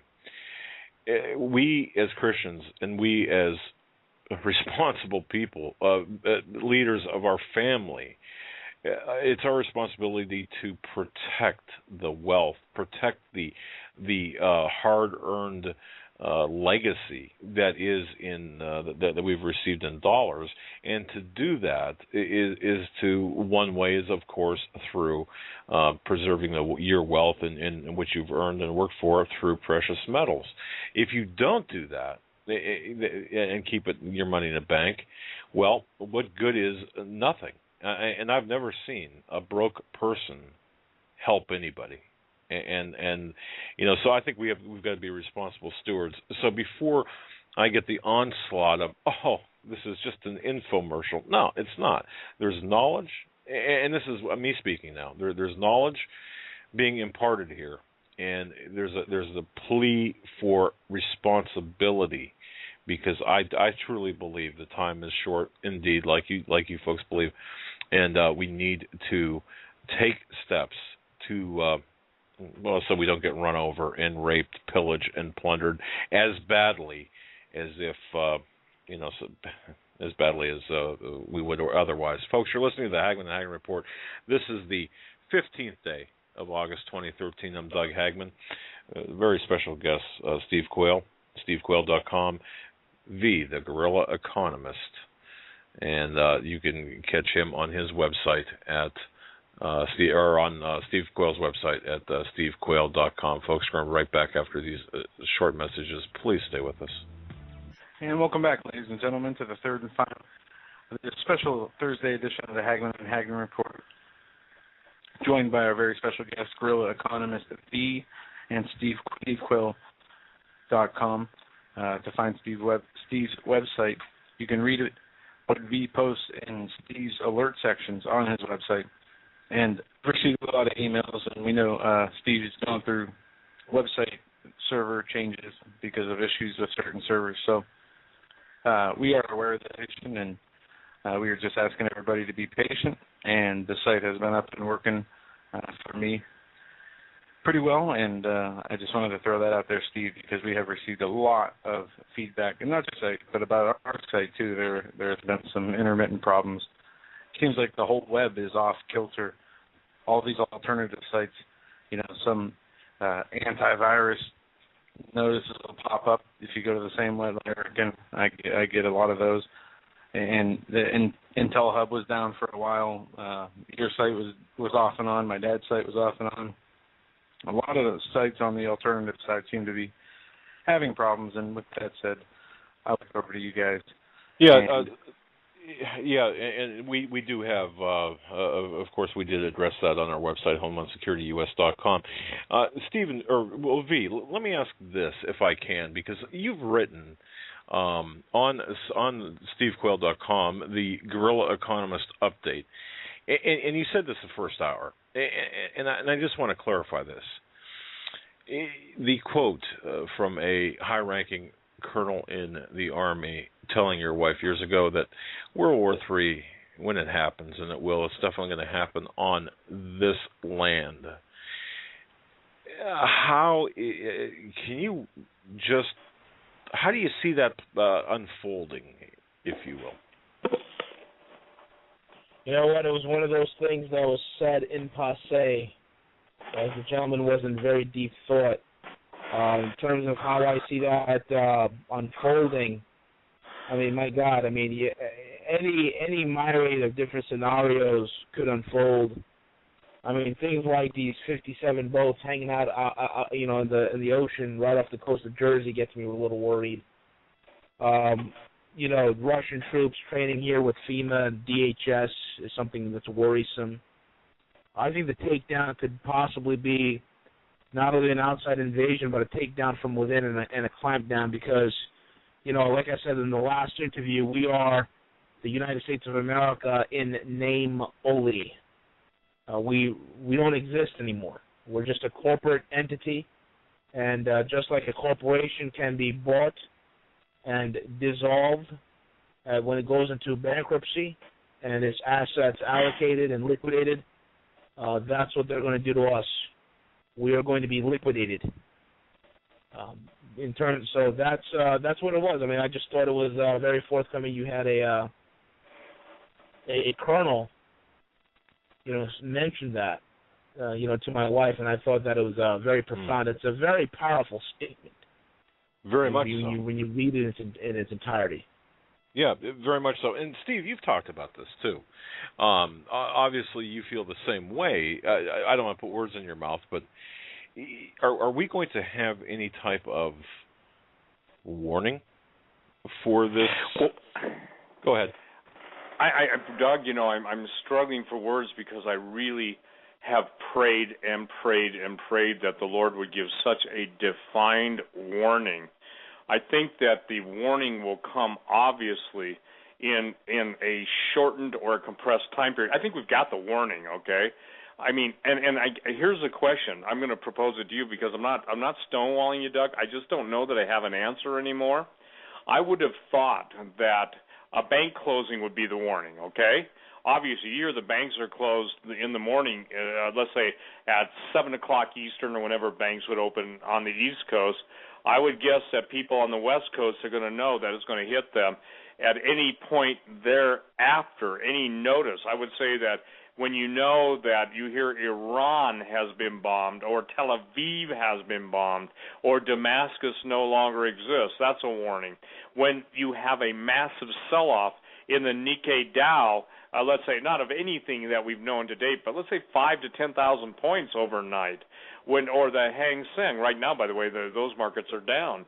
The issue is that the warning is almost insignificant if the plan is not in place. Can I say this? The warning is insignificant if the plan is not in place. I know people that simply say they have no plan. That's why we're trying to provoke people to pray and say, Lord, give me a plan. If you're looking to the Lord Jesus Christ, to give you that direction and guidance, He will. He is the Good Shepherd. The nice thing about the Good Shepherd is He isn't selling lamb kebabs on the corner, okay, like some of these perverts in the pulpit.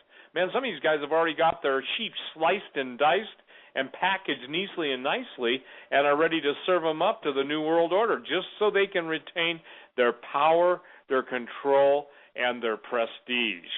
That's what the world's going to give them, but as the world allows them to keep that at the expense of the slaughtered millions of parishioners, God is going to intervene. And I'm telling you this, Doug, the last thing I'd want to be on the planet is a preacher not preaching the gospel. It's better for those guys to leave and say, I'm going into business. I made a merchandise of the gospel. At least I should be honest enough to go take my skills someplace else. But to feign worship of the living God, to give people what I call vominettes. That's a vomitous sermon that comes usually out of a book with no conviction and no understanding of what the other man may have written the sermon to include. The point is that what are you going to do with the warning? I mean, we've got so many stories of National Guard guys saying they're going to come kick in the doors. We've got Russian troops. I put up the video you saw too, Doug, of the Russian troops training and the mockery of the Americans. I mean, if I were a foreign soldier in this land, I would have to think these are truly the dumbest entities in the history of the world. The smoke is rising, the sirens blaring, the troops are in movement, the tanks are in movement, everything's in movement, and we still are gathered at, and I'm with V on this. Look, I'm not a sports fan, Doug, but the idea of numbing and dumbing down has never been more, I'd say, apparent than in the world of not participation sports, but watching the sports on TV. We've got a nation that is comfort-oriented. We have a nation that is pleasure-oriented. And now, because they've become accustomed to that lifestyle, they don't know the day of their demise. So I'm praying, to answer your question specifically, I'm praying that God will literally send His angel and say, Steve, Doug, V, whoever, go on every single radio show and give a warning. And I'm saying, Lord, it's got to be from you. There are no more Jesus is coming next month or next week. You know, it's funny, don't you, that all these people that have been preaching a pre-tribulation rapture tomorrow, you know, after years of it not coming, when do people say, you know, maybe those guys got it wrong, we ought to start listening to the guys that are warning us, look, you're going to go through tough times. So what more warning could we give? I mean, that's a rhetorical question. What V and I are looking at are the financial markets, and don't kid yourself. When people give you crap, Doug, about us being infomercials, Jesus said, where a man's heart is, there would his treasure be also. And because of, sounds real religious, I don't think about my money. You're right, you don't. And that's why you lost $400,000, $500K, Mr. Dennis, because you wouldn't listen to the guy who was in your dental chair trying to tell you 10 years ago, hey, you ought to buy metals. You know, I have a doctor friend, love him dearly. I love him dearly, one of the most amazing men in the world. He invested in something. He said, don't do it, it's a scam. Don't do it, it's a scam. Don't do it, it's a scam. Well, after $400,000 loss, he doesn't want to hear it's a scam. I said, brother, if you would have kept what you started with, the plan that you said that God told you to call me, this isn't a pitch. It's just a real incident to prove my point. I said, I won't even say his first name, but I said, brother, I said that $400K would be $1.6 million. Now, at his age, he's struggling to pay off massive debt. He can't get ahead. He's always under the hammer. And I literally prayed for him last week, and I said, God, break this hold on him. But you see, when we go and do something stupid, then we automatically want God to bail us out. And all along, God's principles are laid out in the Word of God. Again, I love it, Doug. Christians will bust my you-know-whats in order to try and say, oh, you're just trying to make a sales pitch.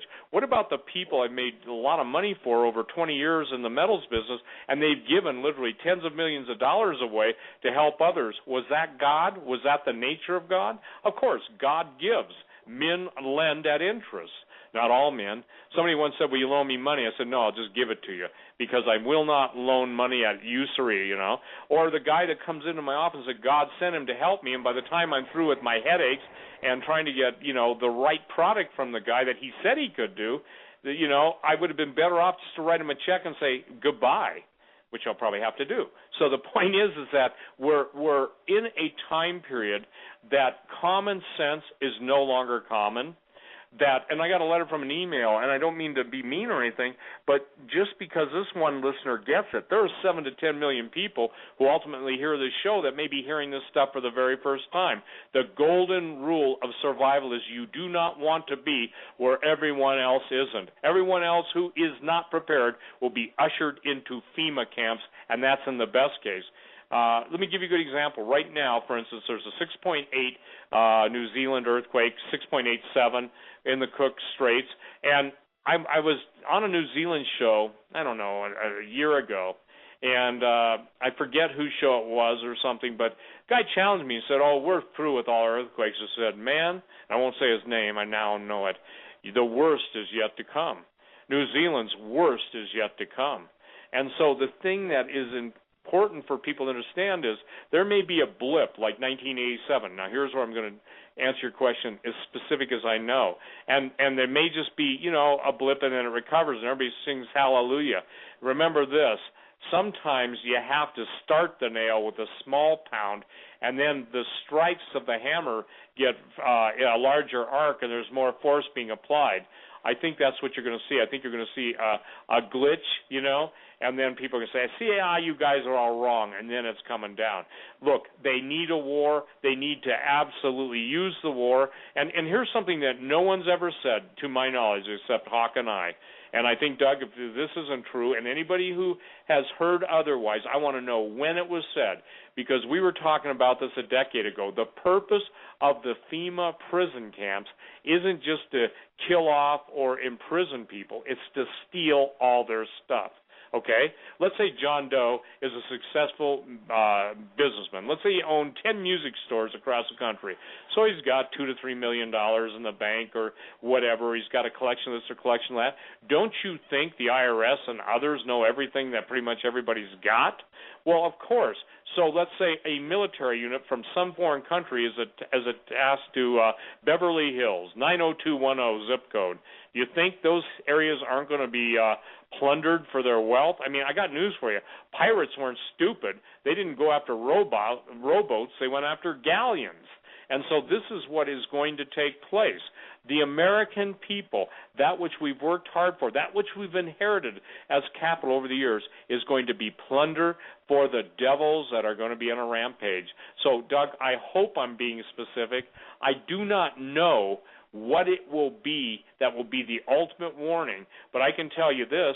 The other night when my computers were down and stuff and you and I were talking and stuff, I went to my wife and I just sat and I looked at her, and by the way, I was teasing her about the book. She's made my office so lovely, now I'm going to gain some points, that it's actually a delight to come here, and it's not like the war zone. But those who have ever seen my man cave would be surprised. You'd think, Steve can't live here. It's too nice. But the point is that it's because I let someone with order take over my chaos. I'm only saying that to say this, that we are at a point now that every warning signal I ever spoke about 20 years ago is in play. we're at a point now, and I say this to V, and just so you know, ladies and gentlemen, he's doing this as a favor to you. He's doing this as a favor to you. If you don't get it on your money, there's no point in trying to talk to any more about your money. And that's why Pastor Langford and I and Doug, we're coming back on Sunday nights an hour earlier, but we're going to be talking this week on law and grace, bondage and freedom, because most Christians have no clue what it means to be free in the Lord Jesus Christ, to stand in the power of His might, to even appropriate the promises of God in faith. Most Christians have been, like when you see a little baby bird and you get a little, an eyedropper and you feed it little drops. I mean, this is a baby bird syndrome. And God wants His people to grow up. So by the grace of God and some excellent teaching from David Langford, we're going to take on law and grace. David obviously is an evangelist pastor. I'm obviously the sinner saved by grace, a guy on the street corner saying, God be merciful to me, a sinner. I am not a professional, but I am called as a layperson to testify of Jesus. And that's why, Doug, so many people tune in. That's how V just first tuned into this too. Because, again, V is sharing his faith. But I got news for you guys. He wouldn't be copied. He wouldn't be ripped off of all his original thoughts. I just got an email from somebody saying, well, Martin Weiss says $40.8 million, and I'm not picking on that guy. I'm just saying that, look, we're telling you this stuff in advance. We're telling you they're going to sell it off, and the day it comes, everybody wants to send me an email saying, guess what? They just sold it off. Hello? You guess what? We told you it was going to happen before it happened. V. Stephen V, can I jump in? I have a quick question. Sure. And it is about the gold, and I believe, Steve, that you're exactly right, that we will be plundered. We are being plundered. What we have left remaining, if anything, will be taken from us. But this goes back to the gold. We listened to that clip earlier of the gold is gone, Germany baffled as Fed bars access to bullion. Me and my dad went back and listened to a Ron Paul question subcommittee hearing from June 1st, 2011, where the Federal Reserve admitted they had no gold. They said the Treasury has gold, and that was from the confiscations in 1934. Now, when Germany wants to collect on the gold that we hold for them, as well as all the other nations that hold gold with the U.S., if we do not have it, one, is it a possibility that they will try to do what they did in 1934 and come take it from people to pay their obligations? Or, okay, and then part of that is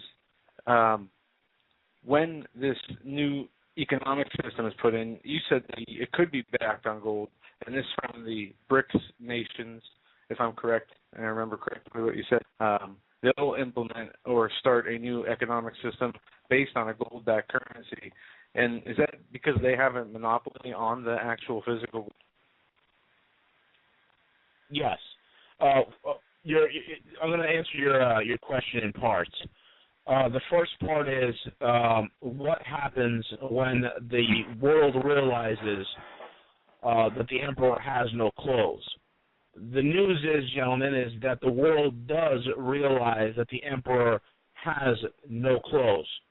When the banksters, when they've decided to go ahead and suppress the metals, and I put the warnings out months before anybody else did that nobody believed me, they were doing that as a favor to a lot of these sovereign nations. Of course, the Western countries like Germany didn't have a clue. That information went over their heads, so to speak, because they were so focused on their Euro crisis and the ESM and all the stimulus and bailouts that they had to give and fork over to the Grecians. But the Asians saw that as a great buying opportunity, and what I mean by that is this, folks, 70% of all the countries in the world have, especially in Asia, especially in the Eastern European nations, they have a considerable amount of U.S. dollars. The massive amount of gold and silver purchases you're seeing going over to Asia is basically people dumping their worthless or exchanging their worthless dollars into hard currency like gold and silver. Hard money, excuse me. That's what you've seen going on. So, when the crap does hit the fan, and the nations that did not have a clue before decide to come knock on the door and say, hey, you know what, that gold, where is it? There are two things are going to happen. There are vaults, okay, in this country. Some of it, like the Delaware Depository, and I've told so many clients of mine to get their precious metals out of there because it is a danger zone metal depository. Okay, it's one of the culprits in the serial number changing schemes that have occurred. It is also one of the vaults that's used by COMEX. Okay, so that right there shows you the collusion that's involved and being played out in the background. So when they come for the gold, they're going to hit those depositories. That's why I said the depositories in the United States will be targeted. But those of you who have gold and silver in your possession, in your house, in a safe location, on your property, off your property, somewhere else, they're not going to bother with because it's just too tedious. They'd rather go after all the so-called smart people who thought that they're better off having it stored in a vault in the United States. That's your first mistake. The second mistake are those who decide to keep your precious metals in the safe deposit box of your bank. And I want you, and I actually had an interesting conversation with one of my clients in the UK, and Keith, if you're listening, one of the things that he noticed on his safe deposit box when he was filling it out, they asked him for insurance, just in case, you should have this insurance in case the bank's broken into and the contents of your safe deposit box are taken. Now, the funny thing about the wording of that, and this client of mine made mention of it, but also I will make mention of it because I know this. The wording on the bank insurance box for the safety deposits is this, that safe deposit box. That insurance prevents the contents from, if it's stolen through a break-in, that the bank will compensate you. But it does not prevent it if the bank were to take it themselves. Do you hear that? So if it's an inside job where the bank says, hey, you know what, customer so-and-so here has about 50 ounces of gold sitting in the safety deposit box, we're just going to go ahead and take it. They don't have to cover your loss. Shocking, isn't it? Shocking. Folks, this is what's happening. So the first part is they're not going to come after your physical gold and silver. They're going to go after the safety deposit boxes. They're going to go after the vaults, okay, that are in this nation. And the other part of your question, Joe, is they're not, the new currency will be backed by gold and silver. It will. And they're going to insure it. You see, what we're seeing played out, and this is why I said that the lunatics in charge are seeing World War III or large-scale war as a wonderful alternative, is because they're seeing that their system is about to end. They're seeing that the petrodollar is coming to an end. So, it's totally unsustainable. And because they see that it's coming to an end, they're going for broke. And so the new cohorts, you see the Russians, the Chinese, they understand the principle that they need to have their currency backed by gold because they see what happens when fiat runs rampant, especially in a country like America where there's no restraint. Look, here's the real numbers, folks. Okay? When you use, general accepted accounting practices, the, GAAP, and using that rule, you'll see that the U.S. insolvency, it's basically doubling every 9 years or so. All right? The U.S. deficit is actually about, they'll tell you, it's the deficit average about $1.3 trillion a year. It doesn't. When you use real accounting principles, as you would for any corporation, you'd actually see that a real budget deficit actually is about $7 trillion a year. Okay? And that's always doubling year over year. Okay? And these numbers, all right, these numbers don't include trade deficits. And we're about, just with China alone, we're at over $300 billion a year in a trade deficit. And the balance sheet of the United States economy and the government, folks, it's a total free fall. So what do these guys do to fill that hole? What do they do to patch up that gaping hole in the dam? Well, they print more money. And many people wonder why the government spending isn't cut. It's because you can't cut government spending now. Because ever since they redid the GDP numbers back in the Carter administration, government spending is counted as GDP growth. It's insane. You look at how this government consumes their constituents, us, and the economies that we create. They absolutely consume it.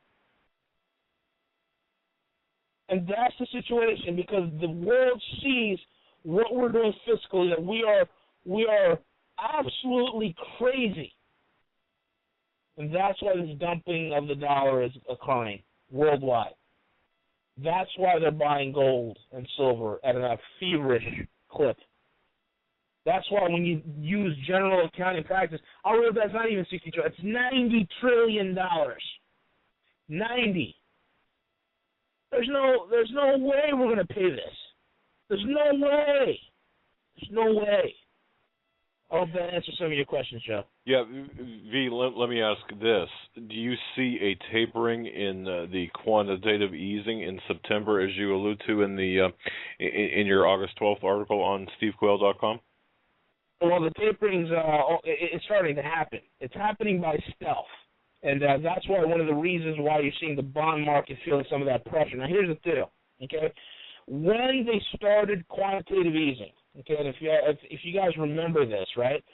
When I say that these guys, the Federal Reserve, brought the punch bowl to the party. The punch bowl is the stimulus. It's basically the dollar, okay?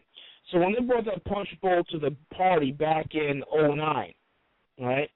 Their goal was to create the illusion that if they go ahead and print a few $1 trillion here and a couple of $1 trillion there and force down interest rates using what's called ZIRP, the zero interest rate policy, that would go ahead and start reinflating asset values. And what happened?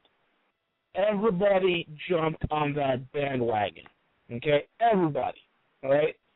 They all jumped on it, and the media and these so-called economists, talking head jokesters on TV started propagating that without end ceaselessly in the media. And all these financial advisors on radio shows everywhere, everybody across the country started parroting the same thing. And gradually, you got more and more people involved in quantitative easing. Hedge funds started getting involved in this charade of asset prices rising. Insurance companies, too big to fail banks, too big to jail banksters. All these guys started getting involved. And actually, what happened? What happened in response, as the result of this artificial wealth effect? Asset prices went up. And people just began to believe that it would go up and up, and they felt like they were being confirmed. In other words, what these guys did, what the Fed did with quantitative easing, is they created the falsehood of what we call confidence. There's confidence in the economy. And they poured more and more money into the markets all around the world, regardless about any kind of risk, any sort of reality. Asset prices started jumping because everybody believed that they would. Trillions were being printed in different corners of the world to fund a shopping spree on assets and equities. And each wave inflated another class, inflated this market and that market, and the system just kept going. And each time the Fed announced an expiration date on QE, you got a couple of guys that got a little nervous, you had a couple of, doubts, but everybody believed that the market would rise, and so the market swooned. And then they'd say, oh, don't worry about it, if the market goes back down, there's going to be a new generation, a new round of QE that's going to prop it up. And every single time the Fed started doing QE, QE1, QE2, QE3, QE infinity, what happened? The bubbles, the too big to ignore bubbles, have gotten bigger, much bigger, and a whole lot more dangerous. And what happened this year? The Fed, the bubble got so big, the Fed really started to worry that the bubble might take down the financial system again. Because what goes up must go pop, like I always say. Now, when the Fed didn't want to go ahead and do that, you got these highly leveraged mortgage real estate investment trusts. They're going haywire. You got private equity funds plowing tens of trillions and billions into vacant homes in the shadow inventory, trying to rent them out. Even though half of them remain vacant. You have risks everywhere. The worst junk bonds all over the country. Detroit goes bust.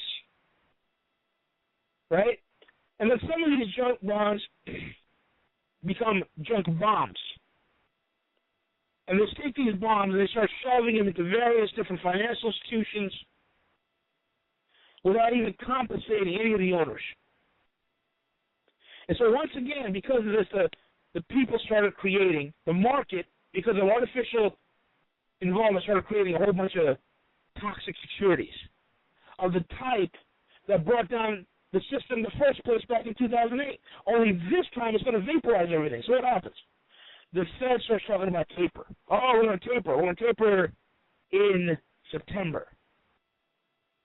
And they started spreading all these doubts, and Wall Street started going crazy.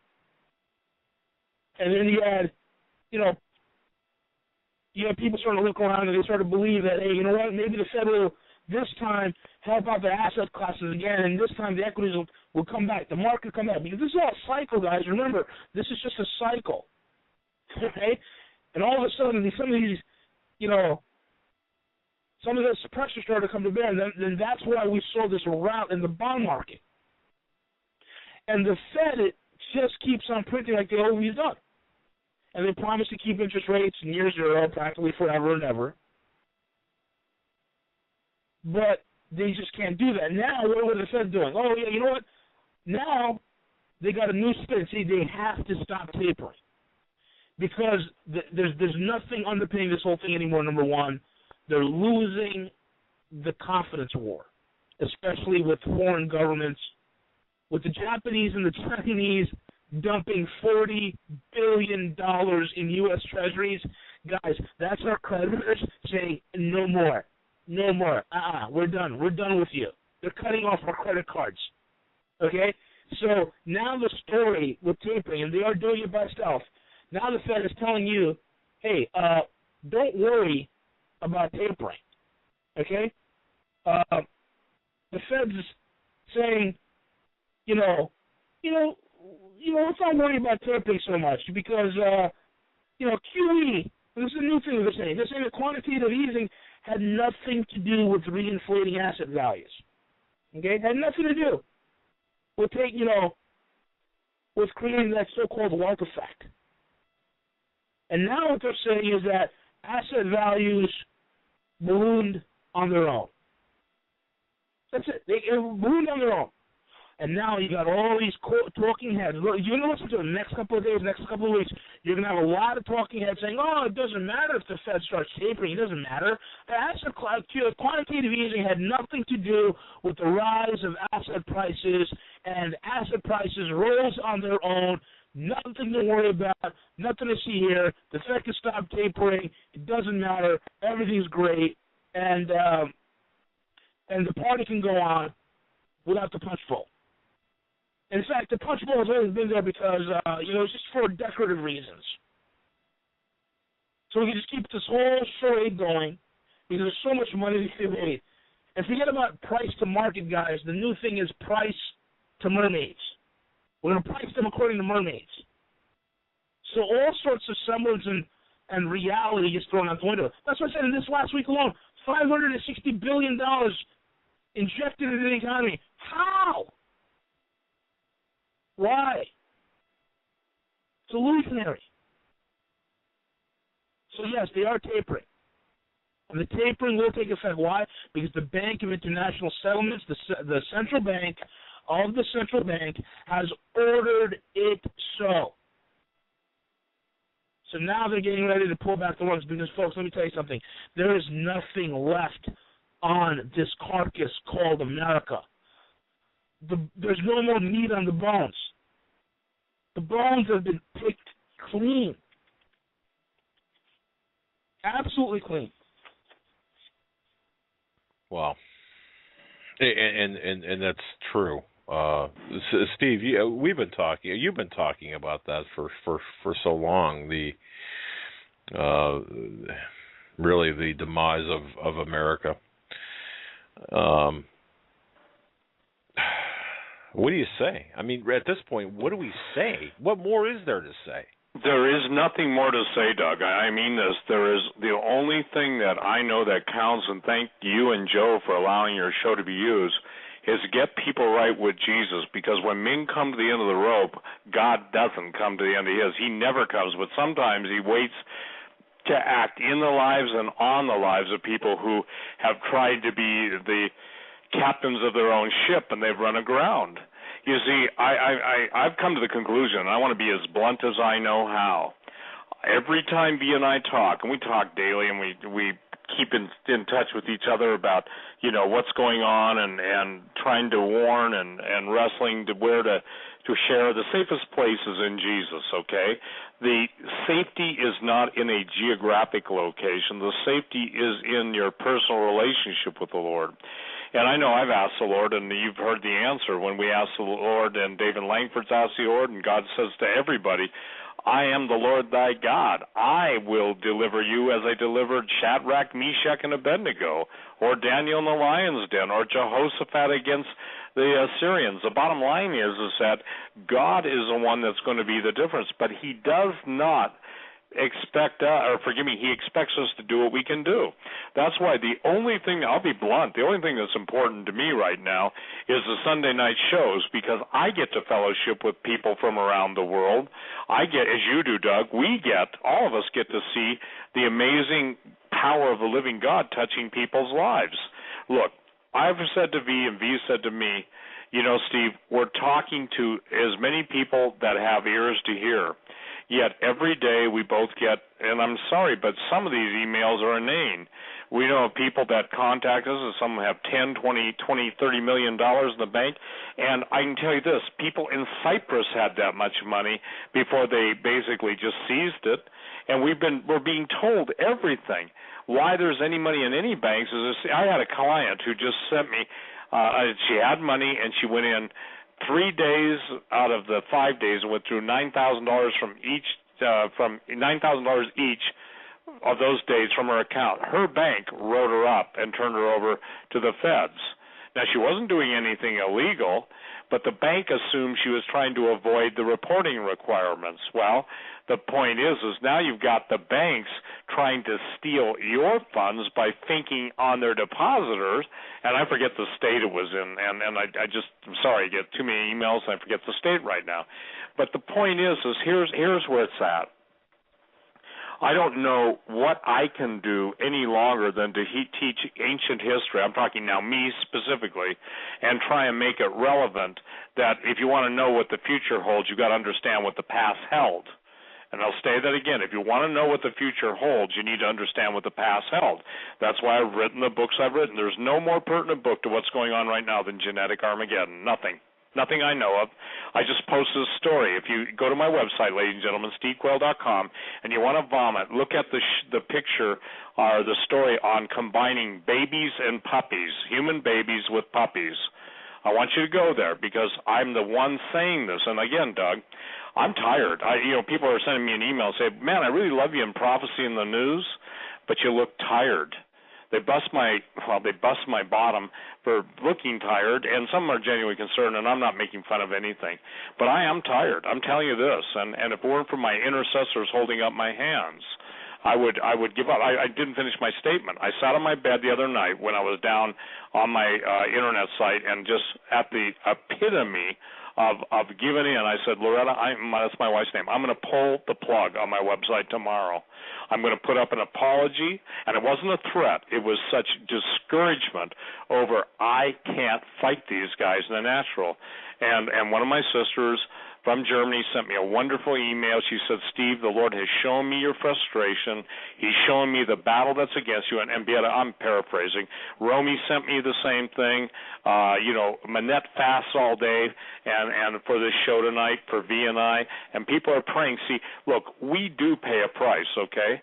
And I told Pastor Langford, who, by the way, I've been spending the last 4 days with because he's in Montana, and sitting and listening to David is a blessing.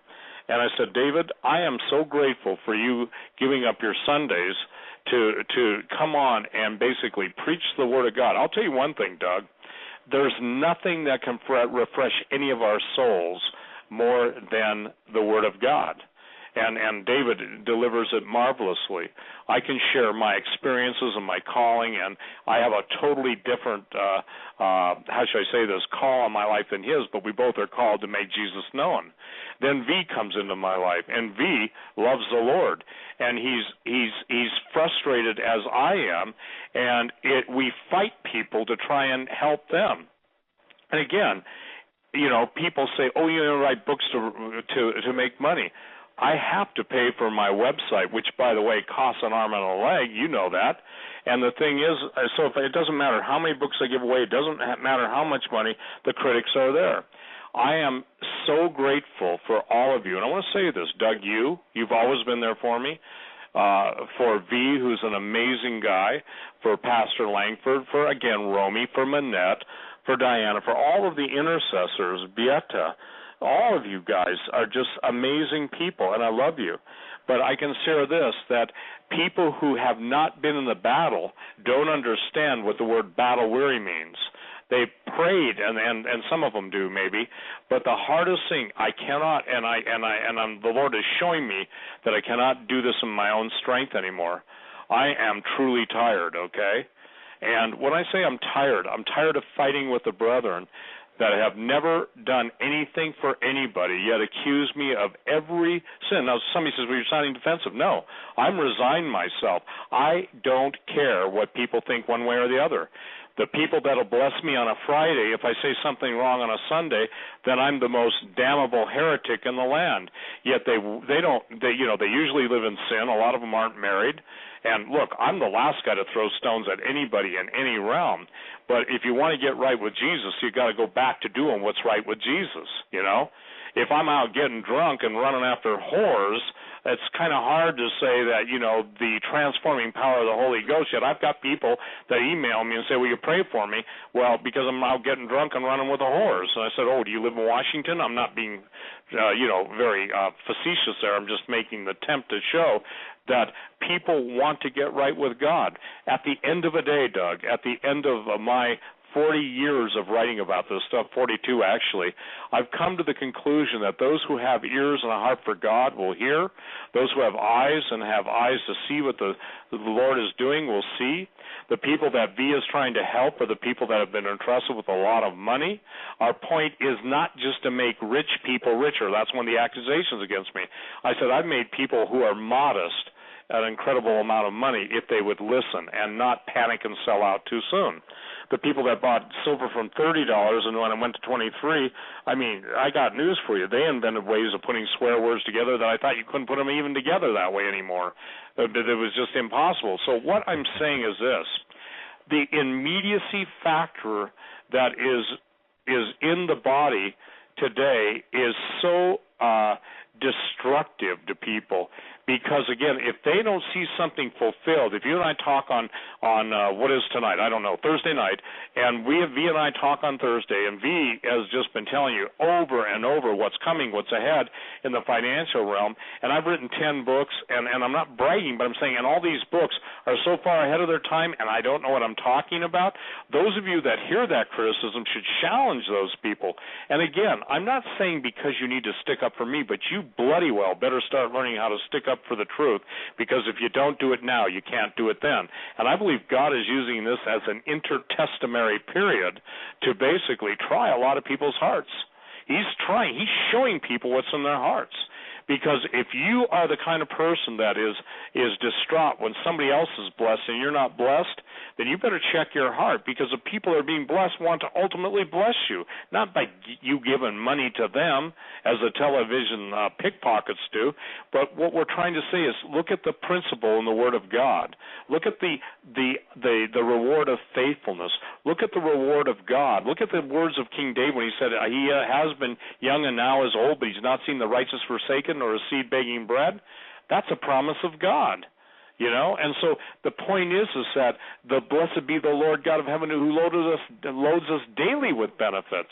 Man, you and I, Doug, V, Joe, none of us know how many times the Lord has delivered us from a car wreck, from a plane wreck, or, Doug, from the situation you found yourself in. You know, when things beyond our control overtake us. And I want to just answer the gold question. I don't believe there will be an official policy for gold confiscation, but I tell people this is where the gun owners still don't get it. This is where the vets didn't get it after my hours and hours of pleading with the vets. And this is where, again, the gun owners don't get it, and this is where the gold owners don't get it. They're not coming for your gold or your stuff first and foremost. They're coming to blow the gun owners away, to take their stuff away, and they're not coming just to imprison a bunch of people in prison camps. They're going to make it seem like that's the place of safety when all these generations come. There's going to be such a, I'm going to say this, listen to this, Pentagon people, listen to this intelligence agency people, those of you that think you've made deals with your compatriots from the Cold War, they have plans to take you out. You guys would do well to read the dreams and vision. I want to leave it with this before I turn it over for V, and I'm done for the night. God bless you. Again, my voice is going. The idea that the people you're fighting alongside of to murder the American people, one of the people sent me the dream, Doug, and I forget which one. It's on my dreams and vision, where he simply heard the Russian soldiers in the dream saying, if these stupid Americans, they don't understand. He's talking about the military, the slaughter that awaits them. That's the same thing the two guys who were in, I think, either Georgia or Alabama, two people that listened to me, overheard the Russians with the U.S. troops. They were setting up, if you will, on a backwoods road, machine gun encampment. And when the U.S. guys walked away, the Russians were laughing amongst themselves. Wait until they find out what we're going to do to them after we kill the people that we're going to kill. And they were smirking, okay? So this isn't ancillary. This isn't anecdotal. So when you see four-star generals palling around with the Russians, and the Russians are being raised up by the living God to bring judgment upon this nation, and when that's done, he's going to judge them. This isn't a cakewalk. So where do we all turn? Here's the bottom line. Ladies and gentlemen, V and I have spent the majority of our lives. I'm older than he is, but he's got the benefit of youth and a mind that can fire off faster than mine can, and my mind fires fast. But I thank the Lord that God is raising up his young men. Doug is just like Joe, your son. You and I, brother Doug, we're getting old, you know. Pastor Langford and I are reflecting. The bottom line is, but we're trying to commit that which the Lord God of heaven has given to us to younger men. And Joe, God bless you and empower you. And V, I just pray that the Lord gives you jump jet speed, because you've got a message for people. But if the people won't call you who have the finances, and this isn't to make anybody feel guilty, then please, ladies and gentlemen, understand we did everything we could do to try and get you not only to preserve the capital that you may have been blessed with, to keep you out of harm's way. And one of my favorite people, love her to death, is one of my clients who's the most lovely, generous person I know in the female realm. One of my best friends is a guy that drives 200 miles an hour, and I told Pastor Langford today, I said, David, I said, the deal is unless you're starting at 500 horsepower, you're not serious about speed. And we were talking about it in a metaphor, although we both like fast cars. The reason you like fast cars, ladies, if you don't know why men like that, it's because we're built that way. We're built to get things done and get it done fast. A lot of women are saying right now, I wish my husband was that way. Well, obviously there are exceptions to the rule. But again, what I'm trying to do, Doug, is just get people to understand that we are at the countdown phase, and by the grace of God, if you want me to help you, I'll help you. But by the grace of God, I can't go on fighting the powers that be, hacking my sites and doing everything, because I just don't have it in me anymore. And I'm sorry, I don't mean to make it sound like defeat. But, when that happens, ladies and gentlemen, there's simply nothing I can do, and it's truly in the Lord's hands. May the Lord keep you and bless you, and God bless each and every one of you. Get a hold of me, Steve777@stevequayle.com, if you're serious about the metals, because at some point, everything I've said that people have mocked will be in play, just like it has been for the 20 years, and you're locked out and you don't get in at anywhere near what you could have done, and you've failed your family, and you can, put your stock market certificates or bonds on the wall of frame and put the world that was. V, God bless you, my brother. Go ahead and finish it out. V, you've got the last word, my friend. Well, this whole thing that's been going on, this whole charade of calling economy, it's going to pop, and it's going to pop real soon, all right?